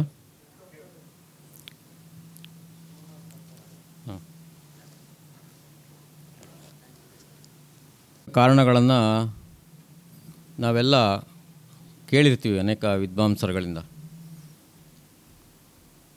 ಆದರೆ ಈ ನನ್ನ ಮನಸ್ಸಿಗೆ ಅನಿಸೋದು, ನಾನು ಅನೇಕ ವರ್ಕ್ಶಾಪ್ಗಳನ್ನು, ಅನೇಕ ಕಡೆ ಕನ್ಸರ್ವೇಷನ್ ಸೆಂಟರ್ಗಳನ್ನು ಭೇಟಿ ಮಾಡಿದ್ದೀನಿ. ನನಗೆ ಅನ್ನಿಸ್ತಾ ಅನ್ನೋದು, ನಾವು ಹಾಳು ಮಾಡ್ತಾಯಿದ್ದೀವಿ ಅಂತ, ರಕ್ಷಣೆ ಮಾಡೋದಕ್ಕಿಂತ. ಯಾಕೆ ಅಂದರೆ ಹಿಂದಿನವರು ಅವರು ರಕ್ಷಣೆಯಲ್ಲೂ ಅತ್ಯಂತ ಬುದ್ಧಿವಂತರಾಗಿದ್ದರು. ಹೇಗೆ ಅಂತಂದರೆ ನಾವು ಹಳೇ ಕಾಲದ ಮನೆಗಳನ್ನು ಕೆಲವು ಮಠಗಳಲ್ಲಿ ನಾನು ಅಬ್ಸರ್ವ್ ಮಾಡಿದ್ದೀನಿ. ಅವರೇನು ಮಾಡಿದ್ರು ಅಂದರೆ ಹಸ್ತಪ್ರತಿಗಳನ್ನೆಲ್ಲ ಒಂದು ಬೆತ್ತದ ಬುಟ್ಟಿಯಲ್ಲಿ ನೀಟಾಗಿ ಇಟ್ಟು ಅದನ್ನು ಹೊಗೆ ಅಟ್ಟದಲ್ಲಿ ಇಡ್ತಾಯಿದ್ರು. ಹೊಗೆ ಅಟ್ಟ, ಈಗ ನಾವು ಅದನ್ನೇ ಮಾಡರ್ನೈಸ್ ಆಗಿ ಫ್ಯೂಮಿಗೇಷನ್ ಅಂತ ಕರಿತೀವಿ. ಅದಕ್ಕೊಂದು ಚೇಂಬರ್ ಮಾಡಿ ಅದರೊಳಗೆ ಹಸ್ತಪ್ರತಿನೆಲ್ಲ ಬಿಡಿಸಿ ಇಟ್ಬಿಟ್ಟು ಅದಕ್ಕೆ ಥೈಮಲ್ ಕೆಮಿಕಲ್ ಇಟ್ಬಿಟ್ಟು ಫ್ಯೂಮಿಗೇಷನ್ ಮಾಡ್ತೀವಿ ನಾವು. ಆದರೆ ಅದೇ ಕೆಲಸವನ್ನು ಹಿಂದಿನವರು ಮಾಡ್ತಾಯಿದ್ರು, ಹೊಗೆ ಅಟ್ಟದಲ್ಲಿ ಇಡೋರು. ಆ ಹೊಗೆ ಅಟ್ಟದಲ್ಲಿ ಇಟ್ಟಂತಹ ಹಸ್ತಪ್ರತಿಗಳು ಯಾವುದಕ್ಕೂ ಹುಳ ಹಿಡ್ದಿಲ್ಲ. ಒಂದು. ಎರಡನೇದು, ಅದರ ಸುತ್ತಲೂ ಬರೀ ಕಪ್ಪು ಕಟ್ಕೊಂಡಿತ್ತೆ ಹೊರತು ಒಳಗಡೆ ತುಂಬ ಚೆನ್ನಾಗಿತ್ತು. ಅವ್ರಿಗೆ ಬದಕಾದ ಭಟ್ರು ನೋಡಿದ್ದಾರೆ, ಅದನ್ನೆಲ್ಲ ನೋಡಿರ್ತಾರೆ. ಹಾಗೆ ಯಾಕೆ ಹಂಗೆ ರಕ್ಷಣೆ ಆಗ್ತಿತ್ತು ಆ ಹೊಗೆಯಿಂದ ಅಂತಂದರೆ, ಫಾರೆಸ್ಟಿಂದ ಬರ್ತಕ್ಕಂಥ ಅನೇಕ ಬೇವಿನ ಮರ ಇರ್ಬೋದು, ಇದೆಲ್ಲ ಪೆಸ್ಟಿಸೈಡ್ಸ್ ಟೈಪ್, ಅವೆಲ್ಲ ಪ್ರಿಸರ್ವೇಟಿವ್ಸ್ ಟೈಪ್ ವರ್ಕ್ ಮಾಡ್ತವೆ. ಬೇವಿನ ಎಣ್ಣೆ ಅವೆಲ್ಲ ನಾವು ಆ ಮರ ಅದೆಲ್ಲ ಆ ರೀತಿಯಲ್ಲಿ ಅವರನ್ನು ರಕ್ಷಣೆ ಮಾಡಿಕೊಟ್ಟಾರೆ ನಮಗೆ. ಇದು ತಾಳೆ ಗರಿಗಳಿಗೆ ಸಂಬಂಧಪಟ್ಟಿದ್ರೆ ಕಾಗದ ಹಸ್ತಪ್ರತಿಗಳಲ್ಲಿ ಒಂದು ವೈಶಿಷ್ಟ್ಯತೆ ಇದೆ. ಕಾಗದ ಹಸ್ತಪ್ರತಿ ಬಹುಶಃ ನೀವು ಯಾರೂ ನೋಡಿರಲಿಕ್ಕಿಲ್ಲ. ಅದೆಲ್ಲ ಕೈ ಕಾಗದಗಳು ಅಂತೇಳಿ ಹ್ಯಾಂಡ್ಮೇಡ್ ಪೇಪರ್ಸ್ ಅಂತೇಳಿ ಕರಿತೀವಿ. ಅದರಲ್ಲಿ ಬರಿತಾಯಿದ್ರು, ಸ್ವಲ್ಪ ಥಿಕ್ನೆಸ್ ಇರೋದು ಪೇಪರು. ಆ ಪೇಪರ್ಗಳನ್ನು ರಕ್ಷಣೆ ಮಾಡಲಿಕ್ಕೆ ಅವರು ಒಂದು ರೀತಿಯ ಪ್ಲಾಸ್ಟಿಕ್ ಚೂರು ಈರುಳ್ಳಿ ಸಿಪ್ಪೆ ಥರದ ಕೆಲವು 4 ಪತ್ರದ ಮಧ್ಯೆ ಇಟ್ಟಿರ್ತಾರೆ.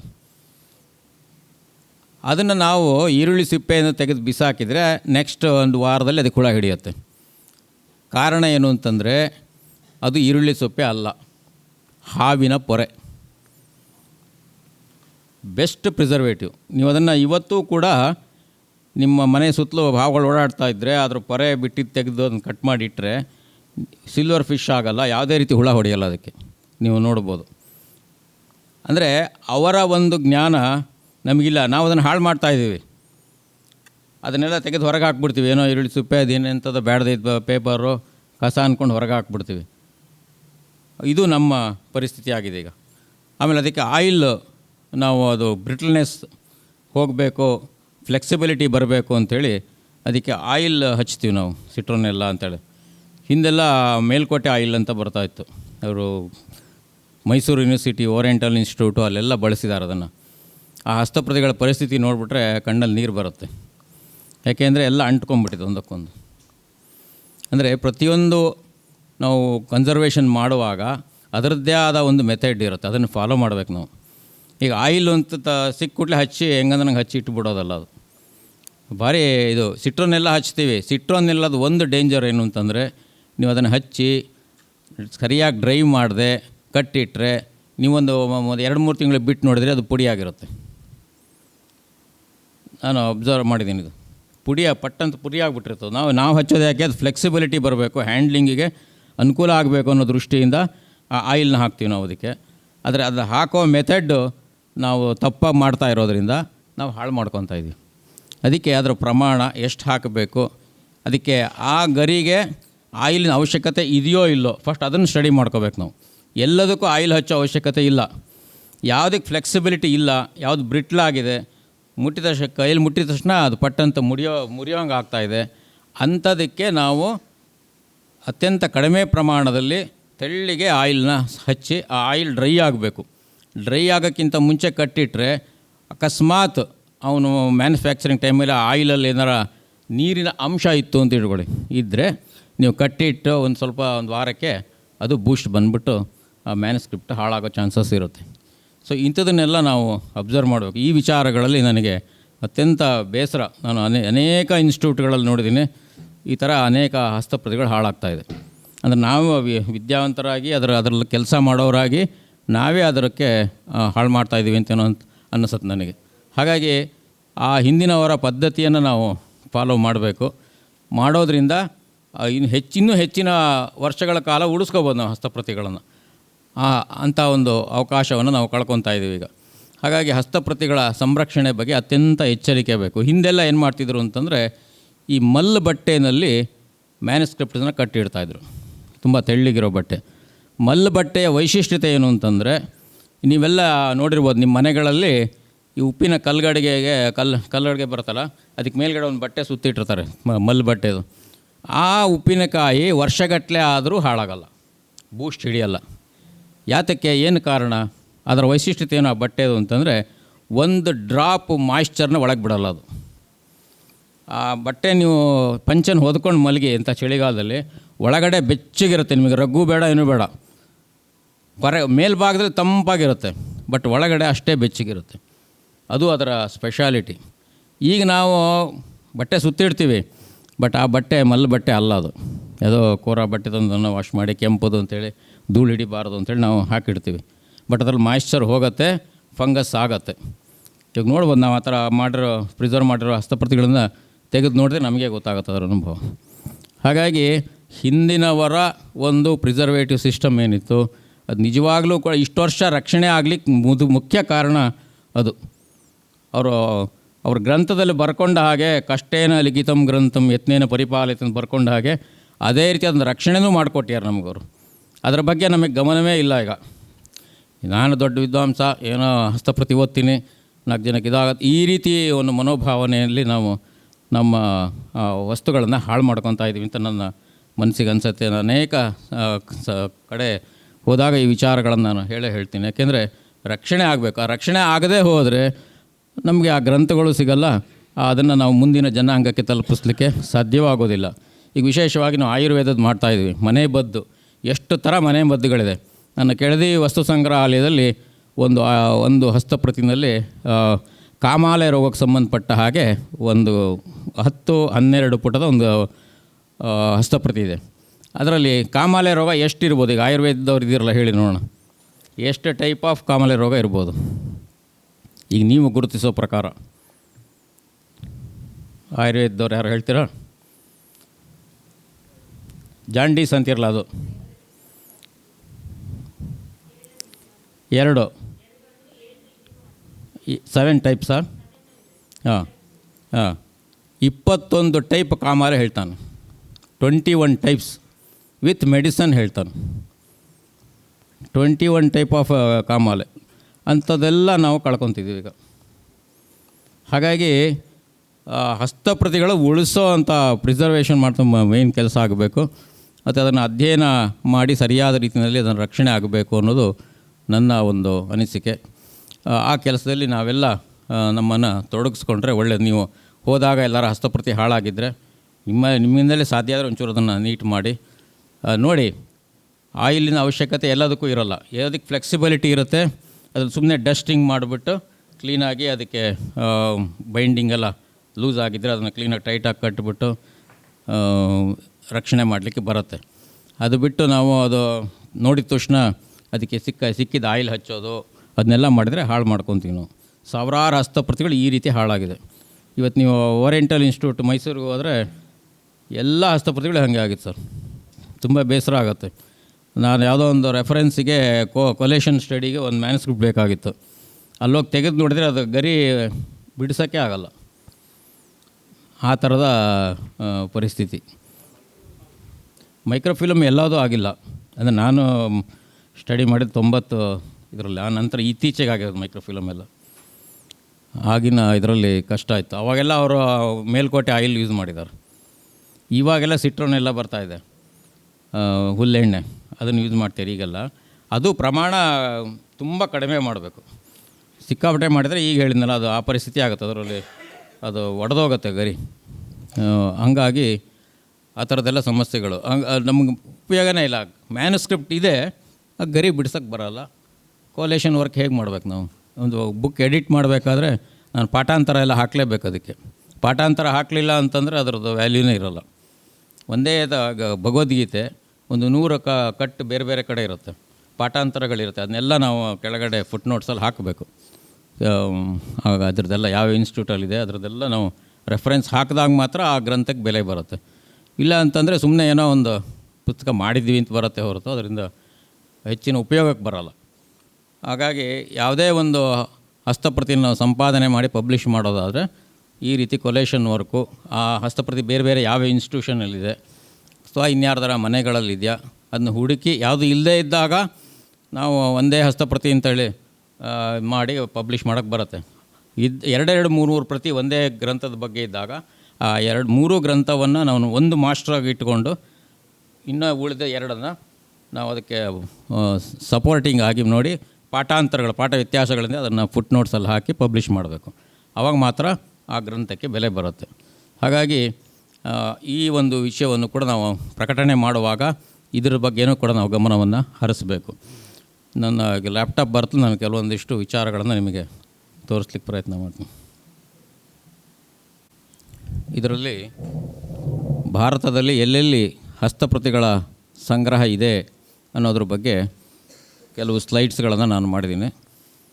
ಸುಮಾರಿದೆ ಪವರ್ ಪಾಯಿಂಟ್ಸ್, ಆಯುರ್ವೇದಿಕ್ ಮೆಡಿಸಿನ್ಸ್ ಎಲ್ಲದರದ್ದು ಇದೆ, ತಿಗಳಾರಿ, ಮುಡಿ ಎಲ್ಲದರದ್ದು ಇದೆ.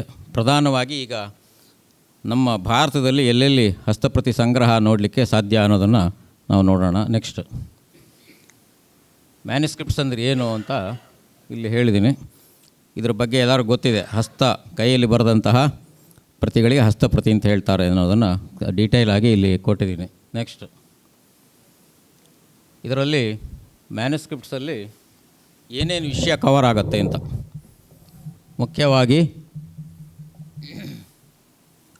ಸಬ್ಜೆಕ್ಟ್ಸ್, ಹಸ್ತಪ್ರತಿಗಳಲ್ಲಿ ನಾವು ಪ್ರಧಾನವಾಗಿ ನೋಡ್ತಕ್ಕಂಥ ಸಬ್ಜೆಕ್ಟ್ಸ್ ಏನು ಅಂತೇಳಿ, ಅದರಲ್ಲಿ ಸಿದ್ಧ ಆಯುರ್ವೇದ ಮತ್ತು Unani systems, human anatomy, veterinary science and agriculture. Next traditional art and architecture, ಇದ್ರ ಬಗ್ಗೆನೂ ಕೂಡ ಹಸ್ತಪ್ರತಿಗಳಲ್ಲಿ ನಮಗೆ ಸಿಗುತ್ತೆ. Temple art, temple architecture, ship building, carpentry, metal working, sculpture, traditional musicology, techniques of writing, ಬರವಣಿಗೆ ಹೇಗೆ ಮಾಡಬೇಕು ಅನ್ನೋದನ್ನು ಅನೇಕ ಪುರಾಣಗಳ ಒಂದು ಶ್ಲೋಕಗಳನ್ನು ಕೋಟ್ ಮಾಡಿ ಹಸ್ತಪ್ರತಿಗಳಲ್ಲಿ ಬರವಣಿಗೆ ಹೇಗಿರಬೇಕು, ಪುಸ್ತಕ ಅಂದ್ರೇನು, ಅದನ್ನೆಲ್ಲ ನಮಗೆ ಹಸ್ತಪ್ರತಿಗಳಲ್ಲಿ ತಿಳಿಸುತ್ತೆ.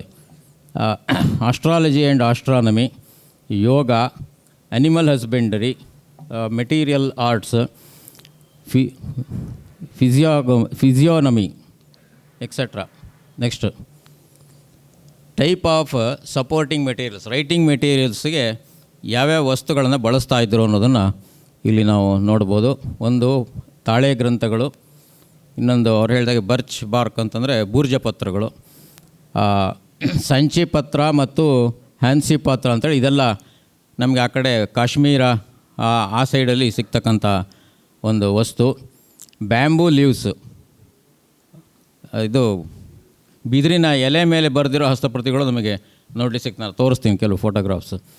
ಆಮೇಲೆ banana leaves, cloth, parchment, ivory ಆನೆ ದಂತದ ಮೇಲೆ, metal, bronze, copper etcetera. Next ಇದು 2 ರೀತಿಯ ತಾಳೆ ಮರಗಳು, 2 ರೀತಿ, ಒಂದು ಶ್ರೀತಾಳೆ ಮತ್ತೊಂದು ತಾಳೆ ಅಂತೇಳಿ 2 ರೀತಿಯ ತಾಳೆ ಮರಗಳು ನಮಗೆ ಸಿಗತ್ತೆ. ಅದರಲ್ಲಿ ತುಂಬ ಸ್ಮೂತಾಗಿ ಇರುವಂಥದ್ದು ಒಂದು, ಇನ್ನೊಂದು ತಾಳೆಗರಿ ತುಂಬ ಹಾರ್ಡ್ ಇರುತ್ತೆ ಮತ್ತು ಅಗಲ ಕಡಿಮೆ ಇರುತ್ತೆ. ಅದು ನಾವು ಹೆಚ್ಚಾಗಿ ಆಂಧ್ರ ಆ ಸೈಡೆಲ್ಲ ಸಿಗ್ತಕ್ಕಂಥದ್ದು, ತೆಲುಗು ಮ್ಯಾನುಸ್ಕ್ರಿಪ್ಟ್ಸ್ ಎಲ್ಲ ಹೆಚ್ಚಾಗಿ ಅದರಲ್ಲಿ ಕಂಡು ಬಂದಿದೆ. ನೆಕ್ಸ್ಟ್ ನೋಡಿರಿ, ಈ ಥರ ನಿಮಗೆ ತಾಳೆಗರಿ ಅಂದರೆ ಯಾವುದು ಅಂದರೆ ಈ ತಾಟಿನಿಂಗ್ ಬರುತ್ತಲ್ಲ, ಇದು ನಮ್ಮ ಕೋಸ್ಟಲ್ ಬೆಲ್ಟಲ್ಲೆಲ್ಲ ಸಿಗುತ್ತೆ ಇದು. ನೆಕ್ಸ್ಟ್ ಅದನ್ನು ತಂದು ಈ ರೀತಿಯಲ್ಲಿ ಅದನ್ನು ಬಿಡಿಸಿ ಹದ ಮಾಡಿಕೊಂಡು ಆಮೇಲೆ ಅದಕ್ಕೆ ಒಂದು ಗ್ರಂಥ ಬರೀಲಿಕ್ಕೆ ಎಷ್ಟು ಹಾಳೆ ಬೇಕು ಅಷ್ಟು ಹಾಳೆಗಳನ್ನು ತಯಾರು ಮಾಡಿ ಇಟ್ಕೊಂಡು ಕಟ್ಟುಗಳನ್ನು ಮಾಡಿ ರೆಡಿ ಮಾಡಿ ಇಟ್ಕೊಂಡು ಆಮೇಲೆ ಬರವಣಿಗೆಯನ್ನು ಮಾಡ್ತಾಯಿದ್ರು. Next there are many varieties of palm trees. However, the leaves of only a few have been used for writing. ಅನೇಕ ರೀತಿಯ ತಾಳೆ ಗ್ರಂಥಗಳು, ತಾಳೆ ಮರಗಳು ನಮಗೆ ಸಿಗುತ್ತೆ. ಅದರಲ್ಲಿ ಪ್ರಮುಖವಾಗಿ ಕೆಲವು ತಾಳೆ ಗರಿಗಳನ್ನು ಬರವಣಿಗೆಗೆ ಬಳಸಿದ್ದಾರೆ. ಅದರಲ್ಲಿ ಮುಖ್ಯವಾಗಿ 2, ಶ್ರೀತಾಳೆ ಮತ್ತು ತಾಳೆ ಅಂಥೇಳಿ. ಅದೆರಡೂ ಹೆಚ್ಚು ಫ್ಲೆಕ್ಸಿಬಿಲಿಟಿನೂ ಇರುತ್ತೆ ಮತ್ತು ಕೊರಿಬೇಕಾದರೆ ಕಟ್ಟಾಗೋದಿಲ್ಲ. ಅದು ಆ ಎರಡು ಮಾದರಿಯನ್ನು ಹೆಚ್ಚಾಗಿ ಬಳಸಿದ್ದಾರೆ. ಕೆಲವು ಕಡೆ ಎಲ್ಲ ಥರದ ಇದು ಬರವಣಿಗೆ ಸಿಗುತ್ತೆ, ಪ್ರಮಾಣ ಪರ್ಸೆಂಟೇಜ್ ಆಫ್ ರೈಟಿಂಗ್ ಕಡಿಮೆ ಇದೆ. ನೆಕ್ಸ್ಟ್ ಪಾಮ್ ಲೀಫ್ ಮ್ಯಾನುಸ್ಕ್ರಿಪ್ಟ್ಸ್, ತಾಳಪತ್ರ ಮ್ಯಾನುಸ್ಕ್ರಿಪ್ಟ್ಸ್. ತಾಳಪತ್ರ manuscripts are usually seen in the form of bundles. ನೋಡಿದಿರಿ ನೀವು, ಬಂಡಲ್ ರೂಪದಲ್ಲಿ ಕಟ್ಟಿಟ್ಟಿರ್ತಾರೆ ಅಂತೇಳಿ.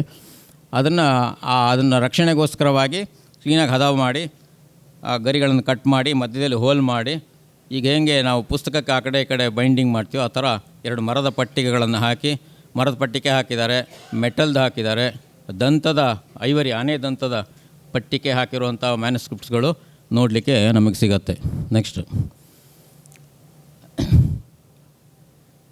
ತಾಳಪತ್ರ manuscripts are found mainly in the coastal states of India where the Palmyra palm tree generally grew. Though collections of these manuscripts are dispersed all over India. All over ಇಂಡಿಯಾದಲ್ಲಿ ನಿಮಗೆ ಮನೆಗಳಲ್ಲಿ, ಮಠಗಳಲ್ಲಿ, ಕೆಲವು ಸಂಸ್ಥೆಗಳಲ್ಲಿ, individual ಹತ್ರನೂ ಕೂಡ ಹಸ್ತಪ್ರತಿಗಳು ನೋಡಲಿಕ್ಕೆ ಸಿಗುತ್ತೆ, bundles. Next brief notes on preparation of support. The leaves of these palm are thali palm are dried in a controlled manner and then prepared for writing on by submerging in a ponds, boiling in water and rubbing spices like turmeric on them. The midrib is often removed and the leaves are cut to make a bundle of folios of even size. ಆವಾಗಲೇ ಹೇಳಿದ್ನಲ್ಲ, ತೋರಿಸಿದ್ನಲ್ಲ, ಆ ರೀತಿ ಅದನ್ನು ಅವರು cut ಮಾಡಿ ಹದ ಮಾಡಿ ready ಮಾಡಿ ಇಟ್ಕೊಂಡು ಅದನ್ನ ರೈಟಿಂಗಿಗೆ ರೆಡಿ ಮಾಡ್ತಾಯಿದ್ರು. ನೆಕ್ಸ್ಟ್ ಅದರ ಸೆಕ್ಷನ್ಸ್ ಕಟ್ ಮಾಡಿದರೆ ಹೇಗಿರುತ್ತೆ ತಾಳೆಗರಿ ಒಳಭಾಗ ಅನ್ನೋದನ್ನು ನೀವು ನೋಡ್ಬೋದು. ನೆಕ್ಸ್ಟ್ ಈ ಥರ ಹಿಂದೆಲ್ಲ ಈ ಥರ ಕಟ್ಟಿಟ್ಟಿರೋದನ್ನು ನಾವು ಅಂದರೆ ಅನ್ಸೈಂಟಿಫಿಕ್ ಆಗಿ ಸುಮ್ಮನೆ ಏನೋ ಒಂದು ದಾರ ಕಟ್ಟಿ ಅದು ಒಂದೇ ಒಂದು ಸಣ್ಣ ದಾರ ಕಟ್ಟಿದ್ದಾರೆ, ಅದು ಆ ಕಡೆ ಈ ಕಡೆ ಹ್ಯಾಂಡ್ಲಿಂಗ್ ಮಾಡ್ಬೇಕಾದ್ರೆ ಬಿದ್ದು ಒಡೆದು ಹೋಗ್ಬಿಡುತ್ತದು. ಅದು that is not the correct method. Next the oldest surviving palm leaf Indian manuscripts have been found colder, drier climates such as in parts of Nepal, Tibet and Central Asia. The source of first millennium CE manuscripts. Next ನೋಡ್ರಿ, ಪರಮೇಶ್ವರ ತಂತ್ರ, ಇದು ಬರೀ oldest ಮ್ಯಾನುಸ್ಕ್ರಿಪ್ಟ್ಸು ನಮ್ಮ ಇಂಡಿಯಾದಲ್ಲಿ ದೊರಕಿರ್ತಕ್ಕಂಥದ್ದು. ಅದರ ಡೀಟೇಲ್ಸನ್ನ ಅಲ್ಲಿ ಕೊಟ್ಟಿದ್ದೀನಿ. Next ಅದರ ಒಂದು ಕೆಲವು ಗರಿಗಳು, ಅದು ನೋಡಿದ್ರೆ ಪೇಪರ್ ಕಂಡಂಗೆ ಕಾಣುತ್ತೆ, ಆ್ಯಕ್ಚುಲಾಗಿ ಪಾಮ್ ಲೀಫೇ ಅದು. ಇದು ಮಾತ್ರ ಸರ್ಫೇಸ್ ರೈಟಿಂಗು. ನೀವು ಹೇಳಿದ್ರಲ್ಲ ಇದರಲ್ಲಿ ಬರೆಯುವಂಥದ್ದು. ನೆಕ್ಸ್ಟ್ ಅದರ ಮೇಲೆ ಇಲಿಸ್ಟ್ರೇಷನ್ಸ್ ಕೂಡ ಮಾಡಿದ್ದಾರೆ ಅವರು. ನೆಕ್ಸ್ಟ್ ಇದೊಂದು ಟೈಪ್ ಆಫ್ ಬೀಸಣಿಗೆ ಟೈಪ್, ಇದರೊಳಗೆ ರೈಟಿಂಗ್ ಇದೆ, ವಿಷಯ ಇದೆ ಅದರೊಳಗೆ, ಆ ಥರನೂ ಕೂಡ ಮಾಡ್ಕೊಂಡಿದ್ದಾರೆ. ನೆಕ್ಸ್ಟ್ ಭೋಜಪತ್ರ ಆರ್ ಬೂರ್ಜಪತ್ರ ಅಂದರೆ ಅದು ನಮಗೆ ಹೆಚ್ಚಾಗಿ ಹಿಮಾಲಯನ್ ಬೆಲ್ಟಲ್ಲಿ ಈ ಒಂದು ಬೂರ್ಜಪತ್ರಗಳು ಸಿಗುತ್ತೆ. ಅದರದ ಮರ ಹೇಗಿರುತ್ತೆ ಏನೋ ನೆಕ್ಸ್ಟ್ ತೋರಿಸ್ತೀನಿ. ನೆಕ್ಸ್ಟ್ ಇನ್ನು ಹೇಗೆ ಮ್ಯಾನುಸ್ಕ್ರಿಪ್ಟ್ಸ್ಗಳು ಯಾವ ರೀತಿ ಇರ್ತಿತ್ತು ಅನ್ನೋದನ್ನು ಸಂಕ್ಷಿಪ್ತವಾಗಿ ಹೇಳ್ತೀನಿ. ನೆಕ್ಸ್ಟ್ ನೋಡಿ, ಇದು ಬೂರ್ಜಪತ್ರ. ಈ ಕಡೆದ ಮರ ಅದರದ್ದು, ಆ ಮರದ ತೊಗಟೆ ಹಿಂಗೆ ತೆಗಿತಾ ಹೋದರೆ ತೆಳ್ಳಗೆ ಒಂದು ಬಟ್ಟೆ ಥರ ಬರುತ್ತೆ. ಅದನ್ನು ಯಾವ ಸೈಜ್ ಬೇಕೋ ಆ ಸೈಜಿಗೆ ಕಟ್ ಮಾಡ್ಕೊಂಡು ಅದರಲ್ಲಿ ರೈಟಿಂಗ್ನ ಮಾಡ್ತಿದ್ರು. ಇದನ್ನು ಬ್ರಷ್ನಲ್ಲಿ ಬರಿತಕ್ಕಂಥದ್ದು, ಎನ್ಗ್ರೇವಿಂಗ್ ಅಲ್ಲ ಇದು. ಅವರು ಪಾದೇಕಳ್ ಭಟ್ರು ಹೇಳಿದ ಹಾಗೆ ಅದು ಅಲ್ಲಿ ಬ್ರಷ್ ಇದೆ ನೋಡ್ರಿ, ಆ ಬ್ರಷಲ್ಲಿ ಬರಿತಕ್ಕಂಥದ್ದು. ನೆಕ್ಸ್ಟ್ ಈ ಥರ ಇರುತ್ತೆ ಮರ ಅದು. ಹೀಗೆ ಅದರ ಇದು ಬಿಟ್ಕೊತ ಹೋಗುತ್ತೆ. ಅದನ್ನು ತಗೊಂಡು ಅದನ್ನು ನೀಟಾಗಿ ಹದವಾಗಿ ಅದನ್ನು ಡ್ರೈ ಮಾಡಿ ಆಮೇಲೆ ಬರವಣಿಗೆಗೆ ಅವ್ರಿಗೆ ಹೇಗೆ ಬೇಕೋ ಆ ಸೈಜಿಗೆ ಕಟ್ ಮಾಡಿಕೊಂಡು ಬಳಸ್ತಾಯಿದ್ರು. ನೆಕ್ಸ್ಟ್ ಪ್ರಿಪರೇಷನ್ ಆಫ್ ಭೋಜಪತ್ರ, ಹೇಗೆ ಅದನ್ನು ತಯಾರು ಮಾಡ್ತಿದ್ರು ಅಂಥೇಳಿ. ಎ ಟ್ರೀ ಈಸ್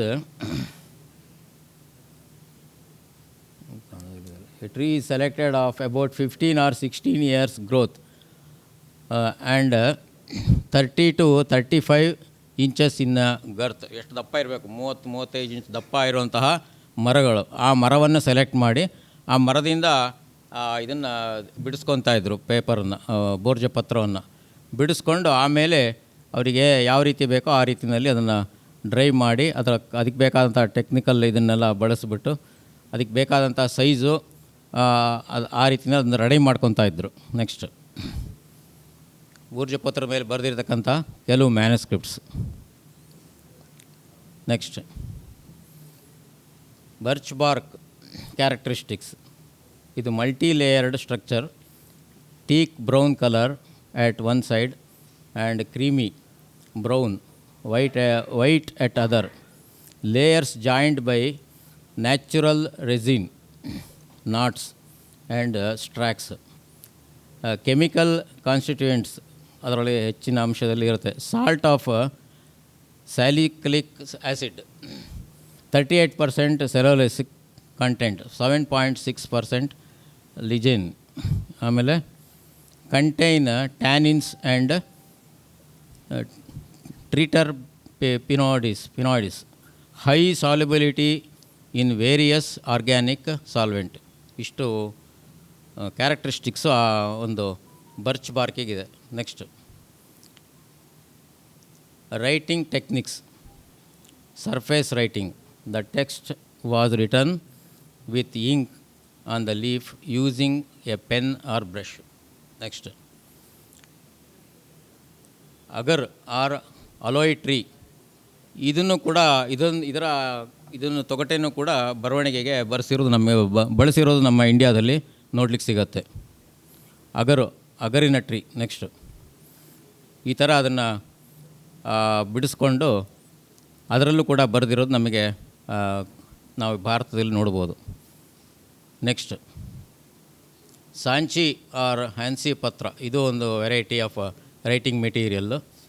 ಇದು ನಮಗೆ ನಮ್ಮ ಆ ಕಡೆ ಹಿಮಾಚಲ್ ಪ್ರದೇಶ ಆ ಸೈಡೇ ಹೆಚ್ಚಾಗಿ ಸಿಗ್ತಕ್ಕಂಥದ್ದು. ನೆಕ್ಸ್ಟ್, ಈ ಸೈಜಲ್ಲಿ ಅದನ್ನು ಕಟ್ ಮಾಡಿಕೊಂಡು, ತುಂಬ ದೀರ್ಘವಾದ ಅಗಲ ಪತ್ರಗಳು ಸಿಗಲ್ಲ ಇದರಲ್ಲಿ, ಸಣ್ಣ ಸಣ್ಣ ಪತ್ರಗಳನ್ನು ಬಳಸ್ತಾಯಿದ್ರು. ನೆಕ್ಸ್ಟ್, ಅದ್ರ ಮೇಲೆ ಈ ಥರ ಇಲುಸ್ಟ್ರೇಷನ್ಸು ಕೂಡ ಮಾಡ್ಕೊಂಡಿರೋದು ಪೂರಾ ಪೌರಾಣಿಕ. ಇದು ಎಲ್ಲವೂ ನಮಗೆ ನೋಡಲಿಕ್ಕೆ ಎಷ್ಟು ಕಲರ್ಫುಲ್ಲಾಗಿದೆ ನೋಡಿ. ಅದು ನ್ಯಾಚುರಲ್ ಕಲರ್ಸನ್ನು ಬಳಸ್ಕೊಂಡು ಅದ್ರ ಮೇಲೆ ಪೇಂಟಿಂಗ್ ಮಾಡಿದ್ದಾರೆ.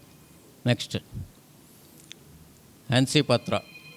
ಹ್ಯಾನ್ಸಿ ಪತ್ರ manuscripts are found mainly in the north eastern state of Assam other than in that region. Next, ಮತ್ತು brief note of the preparation of support. ಇನ್ನು ಹೇಗೆ ರೆಡಿ ಮಾಡ್ಕೊತಾ ಇದ್ರು ಅನ್ನೋದ್ರ ಬಗ್ಗೆ ಒಂದೆರಡು ಲೈನಲ್ಲಿ ಹೇಳಿದ್ದೀನಿ. Writing and illustrations techniques. ಇದರಲ್ಲೂ ಕೂಡ ಸರ್ಫೇಸ್ ರೈಟಿಂಗೇ ಮಾಡ್ತಾಯಿದ್ರು, ಬ್ರಷಲ್ಲಿ ಅಥವಾ ಪೆನ್ನಲ್ಲಿ ಬರಿತಾಯಿದ್ರು. ನೆಕ್ಸ್ಟ್, ಇದು ಅದರ ಒಂದು example.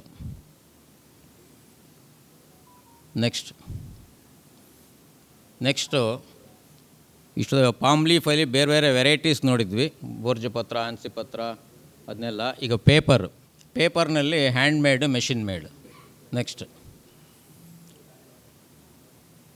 Hand made papers, paper manuscripts made of hand made paper can be found either as bundles and sheaf, ಅಥವಾ ಒಂದೊಂದೇ ಹಾಳೆ ಸಿಗ್ಬೋದು, ಒಂದು ಬಂಡಲಲ್ಲಿ ಸಿಗ್ಬೋದು.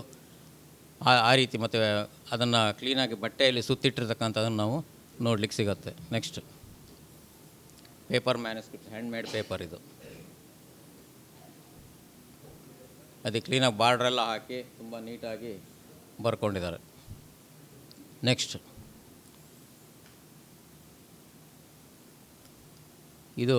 ಈ ಮ್ಯಾನುಸ್ಕ್ರಿಪ್ಟ್ಸು hand made paper are found all over the country. ಎಲ್ಲ ಕಡೆ ನಮಗೆ ಸಿಗತ್ತೆ ಇದು. ನೆಕ್ಸ್ಟ್,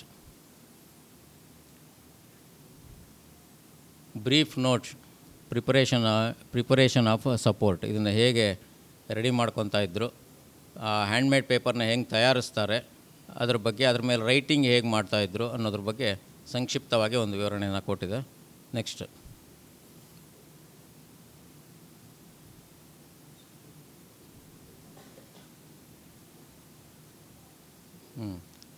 ನೆಕ್ಸ್ಟ್ ಬುಕ್ ಫಾರ್ಮಲ್ಲೂ ಇದೆ, ಇಂಡಿವಿಜುವಲ್ ಲೀಫಲ್ಲೂ ಸಿಗುತ್ತೆ. ಹ್ಯಾಂಡ್ ಮೇಡ್ ಪೇಪರ್ ಮ್ಯಾನುಸ್ಕ್ರಿಪ್ಟ್ಸ್ ಇದೆಲ್ಲ ಕೈಯಲ್ಲಿ ಬರೆದಿರೋವಂಥದ್ದು. ನೆಕ್ಸ್ಟ್,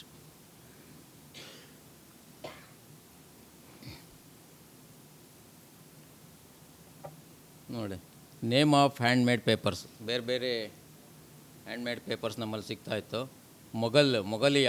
ಮೊಘಲರಲ್ಲಿ ಬರ್ತಕ್ಕಂಥದ್ದು ಶಹಾಬ್ ಖಾನಿ ಅಂತೇಳಿ, ಆಮೇಲೆ ಕಾಶ್ಮೀರಿ, ಅಹಮದಾಬಾದಿ. ಈ ಒಂದು 4 ವೆರೈಟಿ ಹ್ಯಾಂಡ್ ಮೇಡ್ ಪೇಪರ್ಸ್ ನಮ್ಮಲ್ಲಿ ಪ್ರಾರಂಭದಲ್ಲಿ ಸಿಗ್ತಾಯಿತ್ತು. ಅವರು ಅದನ್ನು ಪ್ರಿಪೇರ್ ಮಾಡಿ ಕೊಡ್ತಾಯಿದ್ರು.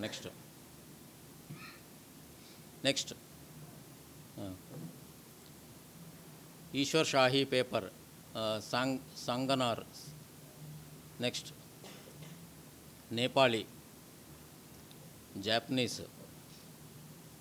ನೆಕ್ಸ್ಟ್, ಅಷ್ಟು ವೆರೈಟಿ ಹ್ಯಾಂಡ್ ಮೇಡ್ ಪೇಪರ್ಸು ನಮ್ಮ ಇಂಡಿಯಾದಲ್ಲಿ ಬಳಕೆಯಾಗಿದೆ ಮ್ಯಾನುಸ್ಕ್ರಿಪ್ಟ್ಸನ್ನು ಬರೀಲಿಕ್ಕೆ. Preparation and support, writing and illustrations techniques, ಅದೆಲ್ಲ ಸರ್ಫೇಸ್ ರೈಟಿಂಗ್ ಮಾಡ್ತಾಯಿದ್ರು. ಅದು ಮೇಲ್ಗಡೆದು ಅದನ್ನ ಪ್ರಿಪರೇಷನ್ ಹೆಂಗೆ ಮಾಡ್ತಾಯಿದ್ರು ಅಂತೇಳಿ ಬ್ಯಾಂಬನ್ನೆಲ್ಲ ಕಟ್ ಮಾಡಿ ಅದನ್ನ ರುಬ್ಬಿ ಯಾವ ರೀತಿ ಆ ಪೇಪರ್ನ ತಯಾರಿಸ್ತಿದ್ರು ಅನ್ನೋದಕ್ಕೆ ಒಂದು ಸಣ್ಣ ನೋಟ್ ಕೊಟ್ಟಿದ್ದೀನಿ. ನೆಕ್ಸ್ಟ್ ಕಡತ ಇದು ಎಲ್ಲ ಅಫಿಷಿಯಲ್ ರೆಕಾರ್ಡ್ಸು, ಟೆಂಪಲ್ಸ್ ರೆಕಾರ್ಡ್ಸು, ಆಮೇಲೆ ಈ ಅರಮನೆಗಳ ರೆಕಾರ್ಡ್ಸು, ಇವುಗಳೆಲ್ಲ ಕಡತದ ಮೇಲೆ ಸಿಗುತ್ತೆ. ಶಾನ್ ಬೊಗರ್ ಕಡತ ಬಿಚ್ಚದ ಅಂಥೇಳಿ ಬೈತಾ ಇರ್ತಾರೆ ಕೆಲವರು, ನೋಡಿರ್ಬೋದು. ಅಂದರೆ ಆ ಕಡತ ಬಿಚ್ಚಿದ್ರೆ ಅದು 20 ಮೀಟ್ರ್ ಹೋಗುತ್ತೆ ಉದ್ದಕ್ಕೆ. ಫೋಲ್ಡಿಂಗ್ ಆಗಿರುತ್ತೆ, ಫೋಲ್ಡಿಂಗ್ ಮಾಡಿಟ್ಟಿರ್ತಾರೆ. ಬ್ಲ್ಯಾಕ್ ಬಟ್ಟೆ ಮೇಲೆ ಸೋಪ್ ಸ್ಟೋನಲ್ಲಿ ಸ್ಲೇಟು ಬಳಪದಲ್ಲಿ ಬರೆದಂಗೆ ಕೈಯಲ್ಲಿ ಬಳಪದಲ್ಲಿ ಬರೆದಿರ್ತಾರೆ ಅದನ್ನು. ಹಾಗೆ ಆ ರೀತಿ ಇರ್ತಕ್ಕಂಥದ್ದು ಶೃಂಗೇರಿ ಮಠದಲ್ಲಿ ಒಂದು 800 ಬಂಡಲ್ಸ್ ಇದೆ ಆ ಥರದ್ದು. ಕೆ ಶಾಸ್ತ್ರಿಗಳು ಅದನ್ನು ಕ್ಯಾಟ್ಲಾಗ್ ಮಾಡಿದ್ದಾರೆ, ಕಡತ ಶಾಸ್ತ್ರಿಗಳು. ಅದು ಬಿಟ್ಟರೆ ನಮ್ಮ ಕೆಳದಿ ಮ್ಯೂಸಿಯಮ್ಮಲ್ಲಿ ಒಂದು 300 ಇದೆ. ಇನ್ನು ಸ್ವರ್ಣವಲ್ಲಿ ಮಠ, ಹೀಗೆ ಕೆಲವು ಭಾಗಗಳಲ್ಲಿ ಕೆಲವು ಕಡೆ ಕಡತಗಳನ್ನು ನೋಡಲಿಕ್ಕೆ ಸಿಗತ್ತೆ. ಅದರದ ಲಾಂಗೆಸ್ಟ್ ರೈಟಿಂಗ್ ಮೆಟೀರಿಯಲ್ ಅದು, indigenously prepared material, longevity compared to other writing materials, one and only substrate being black and writing in white, being of its colour less sacred record, accounts record, ಹೆಚ್ಚಾಗಿ accounts. ಮತ್ತು ಒಂದು ದೇವಸ್ಥಾನಕ್ಕೆ ಸಂಬಂಧಪಟ್ಟಿದ್ರೆ ಅಲ್ಲಿ ಏನೇನು ಉತ್ಸವಗಳು ನಡೀತಾ ಇದೆ, ಆ ದೇವಸ್ಥಾನಕ್ಕೆ ಹೊರಗಡೆಯಿಂದ ಯಾರ್ಯಾರು ಈ ಭತ್ತ ಆ ದೇವಸ್ಥಾನದ ಜಮೀನಿಂದ ಬಳಸ್ಕೊತಾ ಇರ್ತಾರೆ, ವರ್ಷಕ್ಕೊಂದ್ಸಲಿ ಅವರ ಭತ್ತ ಗೀತ ತಂದು ಕೊಡ್ತಾರೆ. ಅದನ್ನೆಲ್ಲ ಆ ಸಂವತ್ಸರದ ಡೇಟ್ ಹಾಕಿ ಯಾವ ಸಂವತ್ಸರ ಯಾವ ತಿಥಿನಲ್ಲಿ ಅವನು ಎಷ್ಟು ಭತ್ತ ತಂದು ಕೊಟ್ಟ, ಎಷ್ಟು ಗದ್ಯಾಣ ಭತ್ತ ತಂದು ಕೊಟ್ಟ, ಅದನ್ನೆಲ್ಲ ಅದರೊಳಗೆ ರೆಕಾರ್ಡ್ ಮಾಡಿಟ್ಟಿರ್ತಾರೆ. ಮತ್ತು ಇನ್ನು ಅರಮನೆ ರೆಕಾರ್ಡ್ಸ್ ಅಂತಾದರೆ ನೀವು ಶಾಸನಗಳ ಕೊನೆಯಲ್ಲಿ ಇರುತ್ತೆ, ನೋಡಿರ್ಬೋದು ನೀವು ಪತ್ರಗಳಲ್ಲಿ, ಶಾನಭಾಗರ ಕಡತಕ್ಕೆ ಬರೆಸಿಕೊಡುವುದು ಅಂಥೇಳಿ ರೈಟಿಂಗ್ ಇರುತ್ತೆ. ಅಂದರೆ ಅದು ಆಫೀಸ್ ರೆಕಾರ್ಡ್.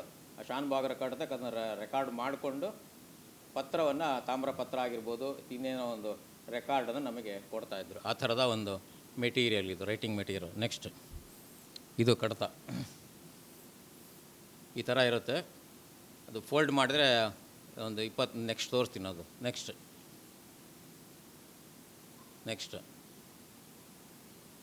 ಇಷ್ಟು ಉದ್ದ ಹೋಗುತ್ತದು ಬಿಚ್ಚಿದರೆ, ಹೆಚ್ಚು ಕಡಿಮೆ ಒಂದು 20 ಮೀಟ್ರ್ ಒಂದೊಂದು. ಇದು ನಮಗೆ ಬೇಸರ ಏನು ಅಂತಂದರೆ, ಚಿಕ್ಕಮಗಳೂರಲ್ಲಿ ಎಲೆಕ್ಷನ್ ಆದಾಗ ಇಂದಿರಾ ಗಾಂಧಿ ಅಲ್ಲಿ ನಿಂತಿದ್ರಲ್ಲ, ಅವಾಗ ಇಂದಿರಾ ಗಾಂಧಿಗೆ ಓಟು ಕೊಡಿ ಅಂತ ಬರೆದು ಹಾಕಿದ್ವಿ ಮೇಲೆಲ್ಲ, ಬರೆದು ಹಿಂಗೆ ಕಟ್ಟಿದ್ರು.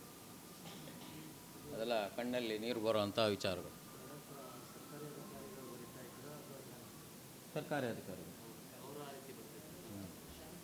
ಅವರು ಶಾನ್ಭಾಗರು ಇರ್ತಾಯಿದ್ರು, ಅವರು ಅದನ್ನು ರೆಕಾರ್ಡ್ ಮಾಡ್ತಾಯಿದ್ರು. ಎಲ್ಲ ಶಾನಭಾಗರ ಕಡತಕ್ಕೆ ಬರೆಸಿ ಕೊಡುವುದು, ಅವರು ಅದಕ್ಕೆ ಬರ್ಕೊಂಡು ನಿಮಗೆ ಪತ್ರನೋ ಅಥವಾ ತಾಮ್ರ ಪತ್ರನೋ ಫಾರ್ಮ್ ಲೀಫಲ್ಲೋ ಅದರಲ್ಲೂ ರೆಕಾರ್ಡಲ್ಲಿ ಕೊಡ್ತಾಯಿದ್ರು.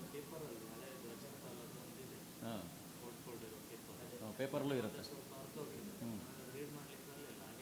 ಓದ್ಬೋದು. ಹೌದು ಆಫೀಸ್ ರೆಕಾರ್ಡ್ಸ್ ಅದು ಓದ್ಬೋದು ನೋಡಿ. ಈ ಥರ ಇಷ್ಟು ಲೆಂತ್ ಇರುತ್ತದು. ಇದು ಕೆಳದಿ ಮ್ಯೂಸಿಯಮ್ಮಲ್ಲಿ ಇರುವಂಥದ್ದು. ನೆಕ್ಸ್ಟ್ ವೈಟ್, ಅದರಲ್ಲೇ ವೈಟ್ ಕಡತ ಅಪರೂಪದ್ದು, ಭಾಳ ಕಡಿಮೆ ಸಂಖ್ಯೆಯಲ್ಲಿ ಇರುವಂಥದ್ದು. ನೆಕ್ಸ್ಟ್ ಇದು ಮ್ಯಾನುಸ್ಕ್ರಿಪ್ಟ್ಸ್ ಆನ್ ಪಾರ್ಚ್ಮೆಂಟ್. ನೆಕ್ಸ್ಟ್ ಅದರ ಆ ಮೆಟೀರಿಯಲ್ ಮೇಲೆ ಬರೆದಿರುವಂಥದ್ದು. ಐವರಿ, ಆನೆ ದಂತದ ಮೇಲೆ ಬರೆದಿರೋದು. ನೆಕ್ಸ್ಟ್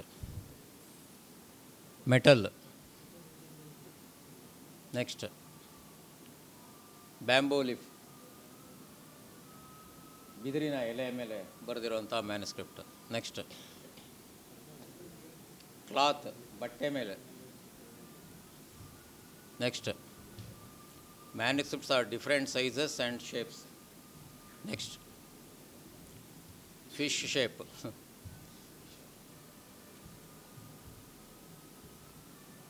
ನೆಕ್ಸ್ಟ್ ಇದು ನೋಡಿ, ಒಂದಕ್ಕೊಂದಕ್ಕೆ ಪೋಣಿಸಿ ಆ ಒಂದು ಡ್ರಾಯಿಂಗ್ನ ಮಾಡಿದ್ದಾನೆ, ಮಂಟಪ ಇದೆಲ್ಲ.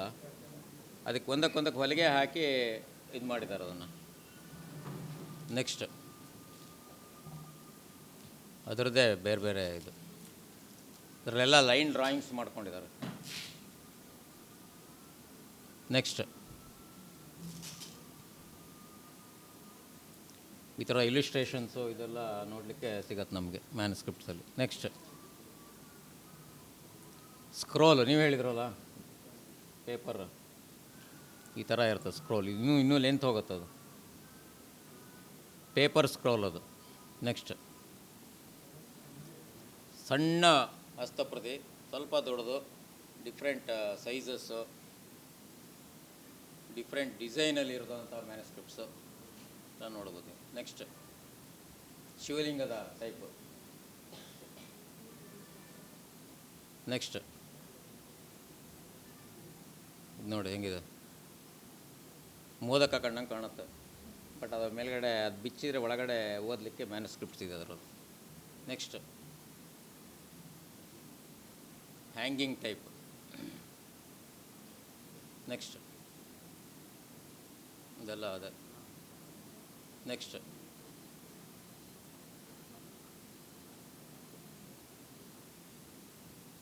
ನೆಕ್ಸ್ಟ್ ಪೇಪರ್ ಫೋಲ್ಡಿಂಗ್ ಇರುವಂಥದ್ದು, ಹ್ಯಾಂಡ್ಮೇಡ್ ಪೇಪರ್ ವಿತ್ ಇಲಿಸ್ಟ್ರೇಷನ್ ಇದೆ. ನೆಕ್ಸ್ಟ್ ನೋಡಿ ಹಾರರ್ ಟೈಪ್ ಕಾಣುತ್ತೆ, ಪ್ರತಿಯೊಂದು ಗುಂಡಲ್ಲೂ ಮ್ಯಾನುಸ್ಕ್ರಿಪ್ಟ್ ಇದೆ, ಸಣ್ಣಕ್ಕೆ ಬರೆದೇನು ಅಕ್ಷರ. ನೆಕ್ಸ್ಟ್ ಟಿ ಶರ್ಟ್, ಅಂದರೆ ಅವರಲ್ಲೂ ಬೇರೆ ಬೇರೆ ಅಭಿರುಚಿ ಇತ್ತು, ನೀವು ನೋಡ್ಬೋದು ನಾವು ಮ್ಯಾನುಸ್ಕ್ರಿಪ್ಟ್ಸಲ್ಲಿ. ನೆಕ್ಸ್ಟ್ ಸ್ಟೆನ್ಸಿಲ್ ಟೈಪ್,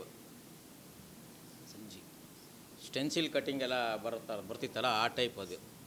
ಅಂದರೆ ಇದೇನು ಅಂತಂದರೆ ಸ್ಟೆನ್ಸಿಲ್ ಟೈಪ್ ಅಂದರೆ ಏನು ಅಂದರೆ, ಒಂದು ಹಾಳೆ ತೊಗೊಂಡು ಆ ಹಾಳೆಯಲ್ಲಿ ಅಕ್ಷರ ಕಟ್ ಮಾಡಿ, ಆ ಕಟ್ ಮಾಡಿದ ಇದನ್ನು ಅದ್ರ ಮೇಲೆ ಇಟ್ಟು ಅದ್ರ ಮೇಲೆ ಇಂಕ್ ಒತ್ತಾರೆ, ಆವಾಗ ಅದಷ್ಟು ಜಾಗ ಮಾತ್ರ ಇಂಕ್ ಬೀಳುತ್ತೆ, ಅಕ್ಷರ ಮೂಡುತ್ತೆ. ಅದು ಸ್ಟೆನ್ಸಿಲ್ ಟೈಪ್ ಆಫ್ ಇದು.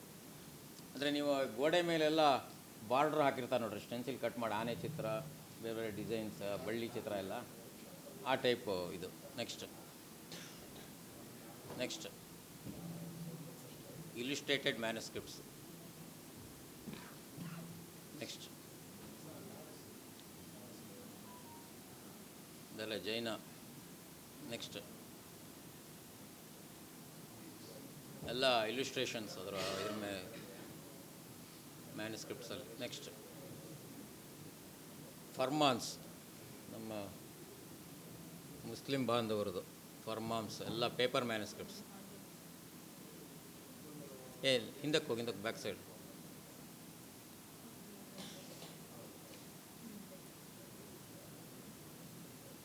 (1831). ನೆಕ್ಸ್ಟ್ ಅದು ಪೂರ್ತಿ ಒಂದು ನಿಮಿಷ ತಡೆಯೋದು, ಓದ್ಕೊಂತಾರೆ ಅವರು.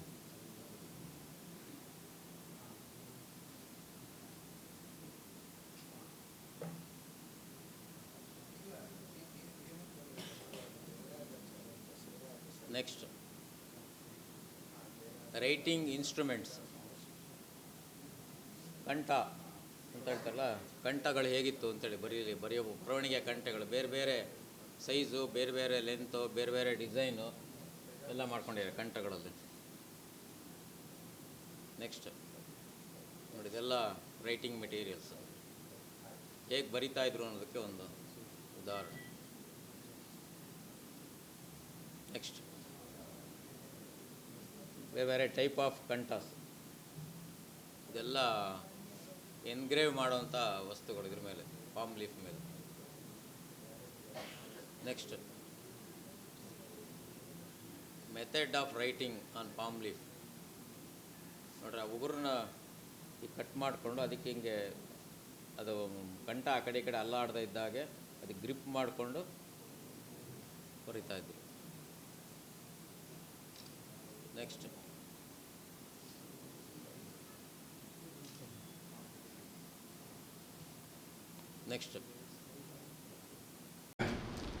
ಈ ತರಗತಿಗಳನ್ನು ಇವತ್ತು ಮುಗಿಸ್ತಾ ಇದ್ದೀವಿ. ಅಲ್ಲಿಗೆ ನಮ್ಮ 13 ದಿವಸದ ತರಗತಿ ಇವತ್ತಿಗೆ ಮುಕ್ತಾಯಗೊಳ್ತಾ ಇದೆ. ಅನಿವಾರ್ಯ ಕಾರಣದಿಂದ ಇಬ್ಬರು ಇವತ್ತು ಊರಿಗೆ ಹೊರಡಬೇಕಾಗಿದೆ. ನಾಳೆ ಬೇರೆ ಅವರ ವೈಯಕ್ತಿಕ ಕಾರ್ಯಕ್ರಮ ಇರೋದರಿಂದ ಅವರಿಗೆ ಸರ್ಟಿಫಿಕೇಟನ್ನು ಇವತ್ತು ಕೊಡ್ತಾ ಇದ್ದೀವಿ. ದಯಮಾಡಿ ವೇದಿಕೆಗೆ ಡಾಕ್ಟರ್ ಪಾದೇಕರ್ ವಿಷ್ಣು ಭಟ್ರು ಬರಬೇಕು ಅಂತ ಕೇಳಿಕೊಳ್ತೇನೆ. ವೇದಿಕೆಗೆ ಬರಬೇಕು.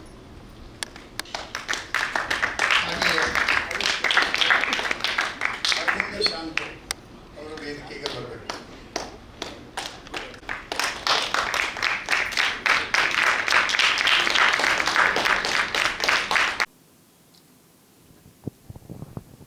ಡಾಕ್ಟರ್ ಅರವಿಂದ ಶಾನ್ಭೋಗ್.